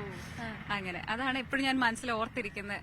പിന്നെ ഈ ചുങ്ക ജ്വല്ലറി കഥകൾ നിങ്ങളുടെ ആഭരണം പറയട്ടെ, ഇത് രണ്ടാണ് എപ്പോഴും എന്റെ മനസ്സിൽ തങ്ങി നിൽക്കുന്നത്. കാരണം ഇത് രണ്ടിലൂടെയാണ് എന്നെ ആൾക്കാർ ശ്രദ്ധിച്ചു തുടങ്ങിയത്, എന്റെ ശബ്ദം ആളുകളിലേക്ക് എത്തി തുടങ്ങിയത്. പിന്നീട് മോഡലിംഗും ചെയ്യുന്നുണ്ട്. ഞാൻ ഇൻസ്റ്റയിൽ സോഷ്യൽ മീഡിയയിലൊക്കെ നോക്കിയപ്പോ നല്ല രീതിയിൽ മോഡലിംഗ് ഒക്കെ ചെയ്യുന്ന നല്ല ഫോട്ടോഷൂട്ടൊക്കെ നടത്തി നിൽക്കുന്ന ഒരു സുന്ദരി കുട്ടീനെ കണ്ടു. ഇപ്പോഴും സുന്ദരി കുട്ടിയാട്ടോ, കാണാൻ നല്ല സുന്ദരിയായിട്ടുണ്ട്. അപ്പൊ എങ്ങനെയാണ് ഈ മോഡലിംഗിലുള്ള ഒരു കമ്പം? ഞാൻ ഒരിക്കലൊരു പാട്ട് പാടാൻ ചെന്ന സമയത്ത് എന്തോ ഇങ്ങനെ ഒരാൾ പുറകിൽ നിന്ന് പറയുന്നത് കേട്ടു, ആ കുട്ടിയെ കാണാൻ വലിയ ഭംഗിയില്ല എന്നിങ്ങനെ ഒരിക്കൽ പറയുന്നത് കേട്ടു. അത് എന്നെ കുറിച്ചാണെന്ന് എനിക്ക് മനസ്സിലായി. അപ്പൊ അതെന്നെ ഭയങ്കരമായിട്ട് അഫക്റ്റ് ചെയ്തിട്ടുണ്ടായിരുന്നു. അപ്പൊ എനിക്ക് ഉള്ളിൽ ഇങ്ങനെ തോന്നി തുടങ്ങി എന്റെ കളറിലുള്ള ആൾക്കാരും, ഞാൻ ടുവേർഡ്സ് ദ ബ്രൗൺ നമ്മുടെ ഇന്ത്യൻ ഷെയ്ഡാണല്ലോ, അപ്പൊ എനിക്ക് തോന്നി തുടങ്ങി എന്റെ ഷെയ്ഡിലുള്ള ആൾക്കാരും മോഡലിംഗ് ചെയ്യണം എന്നുള്ളത്. അപ്പൊ ഞാൻ പതുക്കെ ചാൻസസിന് ട്രൈ ചെയ്തു. ആൻഡ് ഇപ്പൊ ഞാൻ മോഡലിംഗും ചെയ്യുന്നുണ്ട്. എന്റെ കളറും എന്റെ കളർ പോലെയുള്ള മറ്റുള്ളവരുടെ കളറും ഇസ് ഓൾസോ ബ്യൂട്ടിഫുൾ. സോ എല്ലാവർക്കും ചെയ്യാൻ പറ്റുന്നതാണ്. മോഡലിംഗ് ഇസ് നോട്ട് ഓൺലി വെളുത്ത ആൾക്കാർ അല്ലെങ്കിൽ ടോളായിട്ടുള്ളവർ, എല്ലാവർക്കും ചെയ്യാൻ പറ്റുന്നതായിരിക്കണം, മറ്റൊരാൾക്ക് റിലേറ്റ് ചെയ്യാൻ പറ്റുന്നതായിരിക്കണം എന്ന് എനിക്ക് തോന്നി. മറ്റൊരാൾക്ക് ഒരു ഇൻസ്പിറേഷൻ ആണെന്ന് വിചാരിച്ച് ഞാൻ ചെയ്തു തുടങ്ങിയ കാര്യമാണ് മോഡലിംഗ്. തീർച്ചയായും. ഇപ്പൊ ഒത്തിരി ആ ഒരു മെന്റാലിറ്റിയെ മാറി അല്ലെ. ഇപ്പൊ നമ്മൾ സോഷ്യൽ മീഡിയയിലൊക്കെ കാണുമ്പോഴത്തേക്കും ഈ കളറല്ല മോഡലിംഗിന് വേണ്ടിയിട്ടുള്ള ഒരു മാനദണ്ഡം എന്ന് തെളിയിക്കുന്ന പല ഫോട്ടോസും ഒക്കെ പൊതുവെ ഒക്കെ ബ്ലാക്ക് ആയിട്ട് ഇരിക്കുന്ന അല്ലെങ്കിൽ കുറച്ച് തടിച്ചിരിക്കുന്നവർ, അവർക്കൊക്കെ നമ്മൾ മോഡലിംഗ് എന്ന് പറയുമ്പോഴത്തേക്ക് അവരൊക്കെ എപ്പോഴും മാറ്റി നിർത്തുന്ന ഒരു മേഖലയായിരുന്നു. പക്ഷെ ഇപ്പൊ അവരൊക്കെ അതിലേക്ക് ഇറങ്ങി വരുന്നുണ്ട്. അപ്പൊ ആ ഒരു അതുകൊണ്ട് ആ മേഖലയിലേക്ക് എത്തിയതൊക്കെ വലിയ അംഗീകരിക്കേണ്ട ഒരു കാര്യം തന്നെയാണ്. ഒപ്പം ഈ ആക്ടിങ്ങിലേക്കുള്ളൊരു താല്പര്യമൊക്കെ ഞാൻ എവിടെയോ കാണുന്നുണ്ട്. എങ്ങനെയാണ് സിനിമയിലേക്കൊക്കെ ഉടനെ നമുക്ക് കാണാൻ കഴിയുമോ? ഞാനൊരു ഫിലിമിൽ ഇപ്പൊ അഭിനയിച്ച് ഞാൻ വെച്ചിട്ടുണ്ട്. ഞാൻ അതിന്റെ ഫിലിമിന്റെ റിലീസിന് വേണ്ടിയിട്ട് ഞാനിങ്ങനെ വെയിറ്റ് ചെയ്യാണ്. അതിങ്ങനെ ഒരു ആഗ്രഹത്തിന്റെ പുറത്ത് ഡബ് ചെയ്യാൻ പറ്റുന്നുണ്ട്, എക്സ്പ്രസ് ചെയ്യാൻ പറ്റുന്നുണ്ട്. എക്സ്പ്രഷൻസ് നന്നായിട്ട് വന്നു എന്ന് ആൾക്കാർ ശ്രദ്ധിച്ചപ്പോഴാണ് എനിക്ക് ആ കോളം വന്നത്. ഡബ് ചെയ്യാൻ പറ്റുന്നുണ്ടല്ലോ, എന്നാ പിന്നെ ഒന്ന് അഭിനയിച്ച് നോക്ക്, പാടുന്നുണ്ട്, ഡബ് ചെയ്യുന്നുണ്ട്, സോ വൈ നോട്ട് ആക്ട്. അങ്ങനെ അപ്പൊ ഞാൻ ആ ഫിലിമിന്റെ റിലീസിന് വേണ്ടി വെയിറ്റ് ചെയ്യാം. പുറത്തുവിടാൻ പറ്റിയിട്ടില്ല. ഓഷാന എന്ന് പറയുന്നതാണ് ഫിലിമിന്റെ പേര്. ബാക്കി ഡീറ്റെയിൽസ് പുറകെ വരണം. ഓക്കെ, അപ്പൊ അതും നമ്മൾ കാണാൻ വെയിറ്റ് ചെയ്തിരിക്കുകയാണ്. അപ്പൊ നമുക്ക് വൈൻഡപ്പ് ചെയ്യുന്നതിന് മുൻപ് ഒരു പാട്ടും കൂടി പ്രേക്ഷകർക്ക് വേണ്ടി. യെസ്, ഞാൻ ഇതിന് തൊട്ട് മുന്നേ പാടിയ താരം തീർത്ത കൂടാരം എന്ന് പറഞ്ഞ ഫിലിമിലെ ഞാൻ പാട്ട് പഠിപ്പിക്കുന്ന എന്റെ സ്റ്റുഡന്റിന്റെ കൂടെ തന്നെയാണ് ഞാൻ ആ പാട്ട് പാടിയത്. അപ്പൊ ആ പാട്ടിന്റെ ഒരു 2 ലൈൻസ് പാടാം. പാറും ചില്ലകളിൽ നിന്നും ചുള്ളികളും മെല്ലെ കൊണ്ടുവന്നേ കണ്ടേ. പാറും ചില്ലകളിൽ നിന്നും ചുള്ളികളും മെല്ലെ കൊണ്ടുവന്നേ കണ്ടേ. നീറും വേനലിൽ ഏറും മാരിയിൽ കൂടുന്നു കൂട്ടുവാൻ നിന്നെ. കുറുകിടും തുമഞ്ഞു പ്രാവുകൾ മേലേ വാനിലായി ഒന്നാകുമേ. മേഘം പോലെയാ ചിറകു വീശിടും കാണാ കണ്ണിലും കിനാവുകൾ. പഠിപ്പിക്കുന്നുണ്ടോ? കുട്ടികളെ പഠിപ്പിക്കുന്നുണ്ട്. ഇപ്പൊ ഒത്തിരി കുട്ടികളൊക്കെ ഉണ്ടോ? ഇല്ല, ഞാൻ വളരെ സെലക്റ്റീവ് ആണ്. എന്റെ കുട്ടികളില് വളരെ ഹാർഡ് വർക്കിംഗ് ആയിട്ടുള്ള അല്ലെങ്കിൽ വളരെ അംബിഷ്യസ് ആയിട്ടുള്ള കുട്ടികളെ ഞാൻ തപ്പി അങ്ങനെയുള്ളവർക്ക് മാത്രമാണ് ഞാൻ പിക്ക് ഔട്ട് ചെയ്ത് ക്ലാസ്സസ് എടുക്കുന്നത്. അപ്പൊ ഒരു വോക്കൽ ആൻഡ് പെർഫോമൻസ് കോച്ചിങ്ങും കൂടെ ഞാൻ ആ കൂട്ടത്തിൽ കൊടുക്കും. ഞാൻ ഗെയിൻ ചെയ്ത എക്സ്പീരിയൻസ് മറ്റൊരാൾക്ക് പാസ് ചെയ്യണം, അത് ഏറ്റവും വാല്യൂ ചെയ്യുന്ന ഒരാൾക്ക് പാസ് ചെയ്യണം എന്ന് വിചാരിച്ചുകൊണ്ട് തന്നെ. അപ്പോൾ ഒരുപാട് ആശംസകൾ. ഇനിയും ഡബിങ്ങും ആക്ടിങ്ങും മോഡലിംഗും ഒക്കെ ആയിട്ട് മുന്നോട്ട് തന്നെ പോവുക. വീണ്ടും നമുക്ക് സിനിമയുടെ വിശേഷങ്ങളൊക്കെ ആയിട്ട് കണ്ടുമുട്ടാം. അതുവരേക്കും thank you. Thank you so much. Okay, thank you. നവമിയാണ് അഭിമുഖത്തിൽ ഈ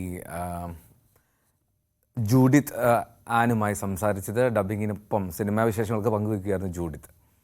ഇനി മറ്റൊരു വാർത്തയിലേക്ക് പോയാൽ, പോളിഷ് അതിർത്തിക്ക് സമീപം ചൈനയും ബെലാറസും സംയുക്ത സൈനിക അഭ്യാസം നടത്തുകയാണ്. ഫാൽക്കൺ അസോൾട്ട് എന്ന രഹസ്യപേരിലുള്ള സൈനിക അഭ്യാസം ജൂലൈ 19 വരെ നീണ്ടു നിൽക്കുമെന്നുള്ളതാണ്. ചൈനയും ബെലാറൂസും അപകടകരമായി സംയുക്ത സൈനികാഭ്യാസം നടത്തുന്നു. അതും നേറ്റോയുടെയും യൂറോപ്യൻ യൂണിയന്റെയും അതിർത്തിയോട് ചേർന്ന്. നേറ്റോ EU അംഗമായ പോളണ്ടിന്റെ അതിർത്തിക്കടുത്തുള്ള ബ്രെസ്റ്റിൽ ചൈനീസ് സൈന്യം സംയുക്ത അഭ്യാസത്തിന് തുടക്കമിട്ടിട്ടുണ്ട്. പോളണ്ടുമായുള്ള അതിർത്തിയിൽ നിന്ന് വെറും 5 കിലോമീറ്റർ അകലെയാണ് ബ്രെസ്റ്റ് നഗരം സ്ഥിതി ചെയ്യുന്നത്. കസാക്കിസ്ഥാനിലെ അസ്താനയിൽ നടന്ന 24ാമത് കൗൺസിൽ യോഗത്തിൽ ചൈനയുടെ നേതൃത്വത്തിലുള്ള ഷാങ്ഹായ് കോഓപ്പറേഷൻ ഓർഗനൈസേഷന്റെ 10ാമത്തെ അംഗമായി ബെലാറൂസ് ചേരുന്നതിന്റെ പശ്ചാത്തലത്തിലാണ് റഷ്യയുടെ പ്രധാന സഖ്യകക്ഷികൾ കൂടിയായ ബെലാറൂസിന്റെയും ചൈനയുടെയും ഈ സംയുക്ത സൈനികാഭ്യാസങ്ങൾ. ഫാൽക്കൺ അസോൾട്ട് എന്ന രഹസ്യനാമമുള്ള ഈ അഭ്യാസങ്ങൾ 11 ദിവസം നീണ്ടു നിൽക്കും. രാത്രി ലാൻഡിംഗ്, ജലതടസ്സങ്ങൾ മറികടക്കൽ, അർബൻ കോമ്പാക്ട് പരിശീലനം എന്നിങ്ങനെയുള്ള വിവിധ തന്ത്രപരമായ പ്രവർത്തനങ്ങൾ ഇതിൽ ഉൾപ്പെടുന്നു. തീവ്രവാദ വിരുദ്ധ പരിശീലനം എന്ന് വിശേഷിപ്പിക്കപ്പെടുന്ന അഭ്യാസങ്ങൾ ഏകോപന ശേഷി വർദ്ധിപ്പിക്കുന്നതിനും ഇരു സൈന്യങ്ങൾ തമ്മിലുള്ള പ്രായോഗിക സഹകരണം ഇതൊക്കെ വർദ്ധിപ്പിക്കുന്നതിനും ലക്ഷ്യമിടുന്നു. ബെലാറൂസ് പ്രതിരോധ മന്ത്രാലയം പുറത്തുവിട്ട ഫോട്ടോകൾ അനുസരിച്ച് ചൈനീസ് Y-20 സ്ട്രാറ്റജിക് ട്രാൻസ്പോർട്ട് എയർക്രാഫ്റ്റിൽ ബെലാറൂസിൽ ചൈനയുടെ പീപ്പിൾസ് ലിബറേഷൻ ആർമി സൈനികരുടെ വരവ് കാണിക്കുന്നുണ്ട്. സങ്കീർണമായ ആഗോള സാഹചര്യം കണക്കിലെടുത്ത് പുതിയ രൂപങ്ങളോടും യുദ്ധരീതികളോടും പൊരുത്തപ്പെടുന്നതിൽ ഈ അഭ്യാസങ്ങളുടെ പ്രാധാന്യം ബെലാറൂസ് സ്പെഷ്യൽ ഓപ്പറേഷൻസ് കമാൻഡിന്റെ ചീഫ് മേജർ ജനറൽ വാഡിം ഡെനിൻസെങ്കോ എടുത്തു പറയുന്നുണ്ട്. വെറും 50 കിലോമീറ്റർ അകലെയുള്ള പോളണ്ടിലേക്കും യുക്രൈനിലേക്കുമുള്ള ബ്രെസ്റ്റ് നഗരത്തിന്റെ പ്രോക്സിമിറ്റി ശരിക്കും ആശങ്കാജനകമാണ്. എന്നിട്ടും ബ്രെസ്റ്റിൽ ഡ്രില്ലുകൾ നടക്കുന്നത് എന്തുകൊണ്ടാണ്? 2022 ഫെബ്രുവരിയിൽ റഷ്യയുടെ പൂർണ്ണ തോതിലുള്ള അധിനിവേശത്തിനു ശേഷം യുക്രൈനിന്റെ സുപ്രധാന സഖ്യകക്ഷിയായ പോളണ്ട് ഈ സൈനിക അഭ്യാസങ്ങളെ ആശങ്കയോടെയാണ് നോക്കിക്കാണുന്നത്. ഒപ്പം ജൂലൈ 9 മുതൽ 11 വരെ വാഷിംഗ്ടണിൽ നടക്കാനിരിക്കുന്ന നേറ്റോ ഉച്ചകോടി ഈ സംഭവ വികാസങ്ങളെ അഭിസംബോധന ചെയ്യാനും സാധ്യതയുണ്ട്. ബെലാറൂസ് വിമോചനത്തിന്റെ 80ാം വാർഷികത്തോടനുബന്ധിച്ച് ബെലാറൂസ് തലസ്ഥാനമായ മിൻസ്കിൽ നടന്ന സൈനിക പരേഡിൽ ചൈനീസ് സൈന്യവും പങ്കെടുത്തതായി ചൈനീസ് സർക്കാർ മാധ്യമങ്ങൾ റിപ്പോർട്ട് ചെയ്തു. കൂടാതെ പോളിഷ് പ്രധാനമന്ത്രി ഡൊണാൾഡ് ടസ്കുമായി സുരക്ഷാ കരാറിൽ ഒപ്പുവെച്ച യുക്രൈനിയൻ പ്രസിഡന്റ് വോളോഡിമർ സെലൻസ്കിയുടെ വാർസോ സന്ദർശനത്തോടൊപ്പമാണ് ഈ പ്രവർത്തനങ്ങൾ. സംയുക്ത സൈനിക പരിശീലന മേഖലയിൽ ബെലാറേഷ്യൻ ചൈനീസ് ബന്ധം കൂടുതൽ വികസിപ്പിക്കുന്നതിന് ഈ അഭ്യാസങ്ങൾ അടിത്തറയിടുമെന്ന് ബെലാറൂസ് സർക്കാർ പ്രസ്താവനകൾ പറയുന്നുണ്ട്. പങ്കെടുക്കുന്ന സൈനികരുടെ ഏകോപന ശേഷി വർദ്ധിപ്പിക്കുകയെന്ന ലക്ഷ്യത്തോടെ വാർഷിക പദ്ധതിയുടെയും സമവായത്തിന്റെയും ഭാഗമാണ് അഭ്യാസമെന്ന് ചൈനീസ് പ്രതിരോധ മന്ത്രാലയവും ആവർത്തിക്കുന്നുണ്ട്. 6 വർഷത്തിനിടെ ഇതാദ്യമായാണ് ചൈന ബെലാറൂസിലേക്ക് സൈനിക ഉദ്യോഗസ്ഥരെ അഭ്യാസങ്ങൾക്കായി അയക്കുന്നത് എന്നതും ശ്രദ്ധേയമാണ്. 2022 ഓഗസ്റ്റിൽ റഷ്യയുടെ വോസ്റ്റോക്ക് ബഹുമുഖ അഭ്യാസത്തിൽ ഇരു രാജ്യങ്ങളും പങ്കെടുത്തെങ്കിലും അവരുടെ അവസാന ഉഭയകക്ഷി സംയുക്ത അഭ്യാസങ്ങൾ നടന്നത് ചൈനയിലാണ്. കഴിഞ്ഞ ഓഗസ്റ്റിൽ ചൈനയുടെ അന്നത്തെ പ്രതിരോധ മേധാവി ലീ ഷാങ്ഫുവും ബെലാറൂസ് പ്രസിഡന്റ് അലക്സാണ്ടർ ലുക്കാഷെങ്കോയും തമ്മിൽ മിൻസ്കിൽ നടത്തിയ കൂടിക്കാഴ്ചയെ തുടർന്നാണ് കൂടുതൽ സംയുക്ത സൈനികാഭ്യാസങ്ങൾക്ക് തീരുമാനമായത്. ചൈനീസ് പ്രസിഡന്റ് ഷി ജിൻപിങ്ങും ബെലാറൂസ് പ്രസിഡന്റ് അലക്സാണ്ടർ ലുക്കാഷെങ്കോയും തങ്ങളുടെ ഉഭയകക്ഷി ബന്ധത്തിലെ സുപ്രധാന മുന്നേറ്റമായി ഈ സംഭവ വികാസത്തെ പ്രശംസിക്കുന്നുമുണ്ട്. ഇതൊരു തന്ത്രപരമായ പവർ പ്ലേ ആണോ?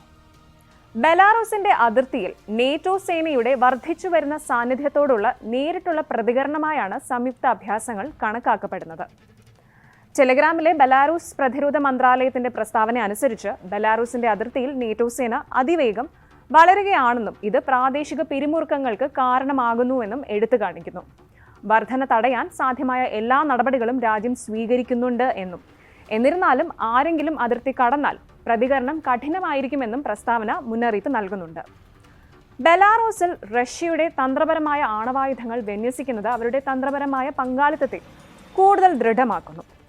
പ്രാദേശിക സുരക്ഷയ്ക്കും നേറ്റോ ബന്ധങ്ങൾക്കും കാര്യമായ പ്രത്യാഘാതങ്ങൾ ഉണ്ടാകുന്നു. 2023 റഷ്യ ചില തന്ത്രപരമായ ആണവായുധങ്ങൾ ബെലാറൂസിലേക്ക് മാറ്റി. മോസ്കോയും മിൻസ്കും തമ്മിലുള്ള തന്ത്രപരമായ സഖ്യം ശക്തിപ്പെടുത്തിയിട്ടുമുണ്ട്.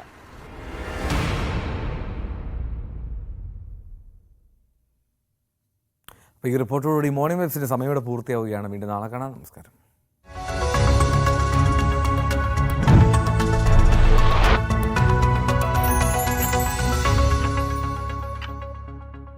ഈ വിഷയം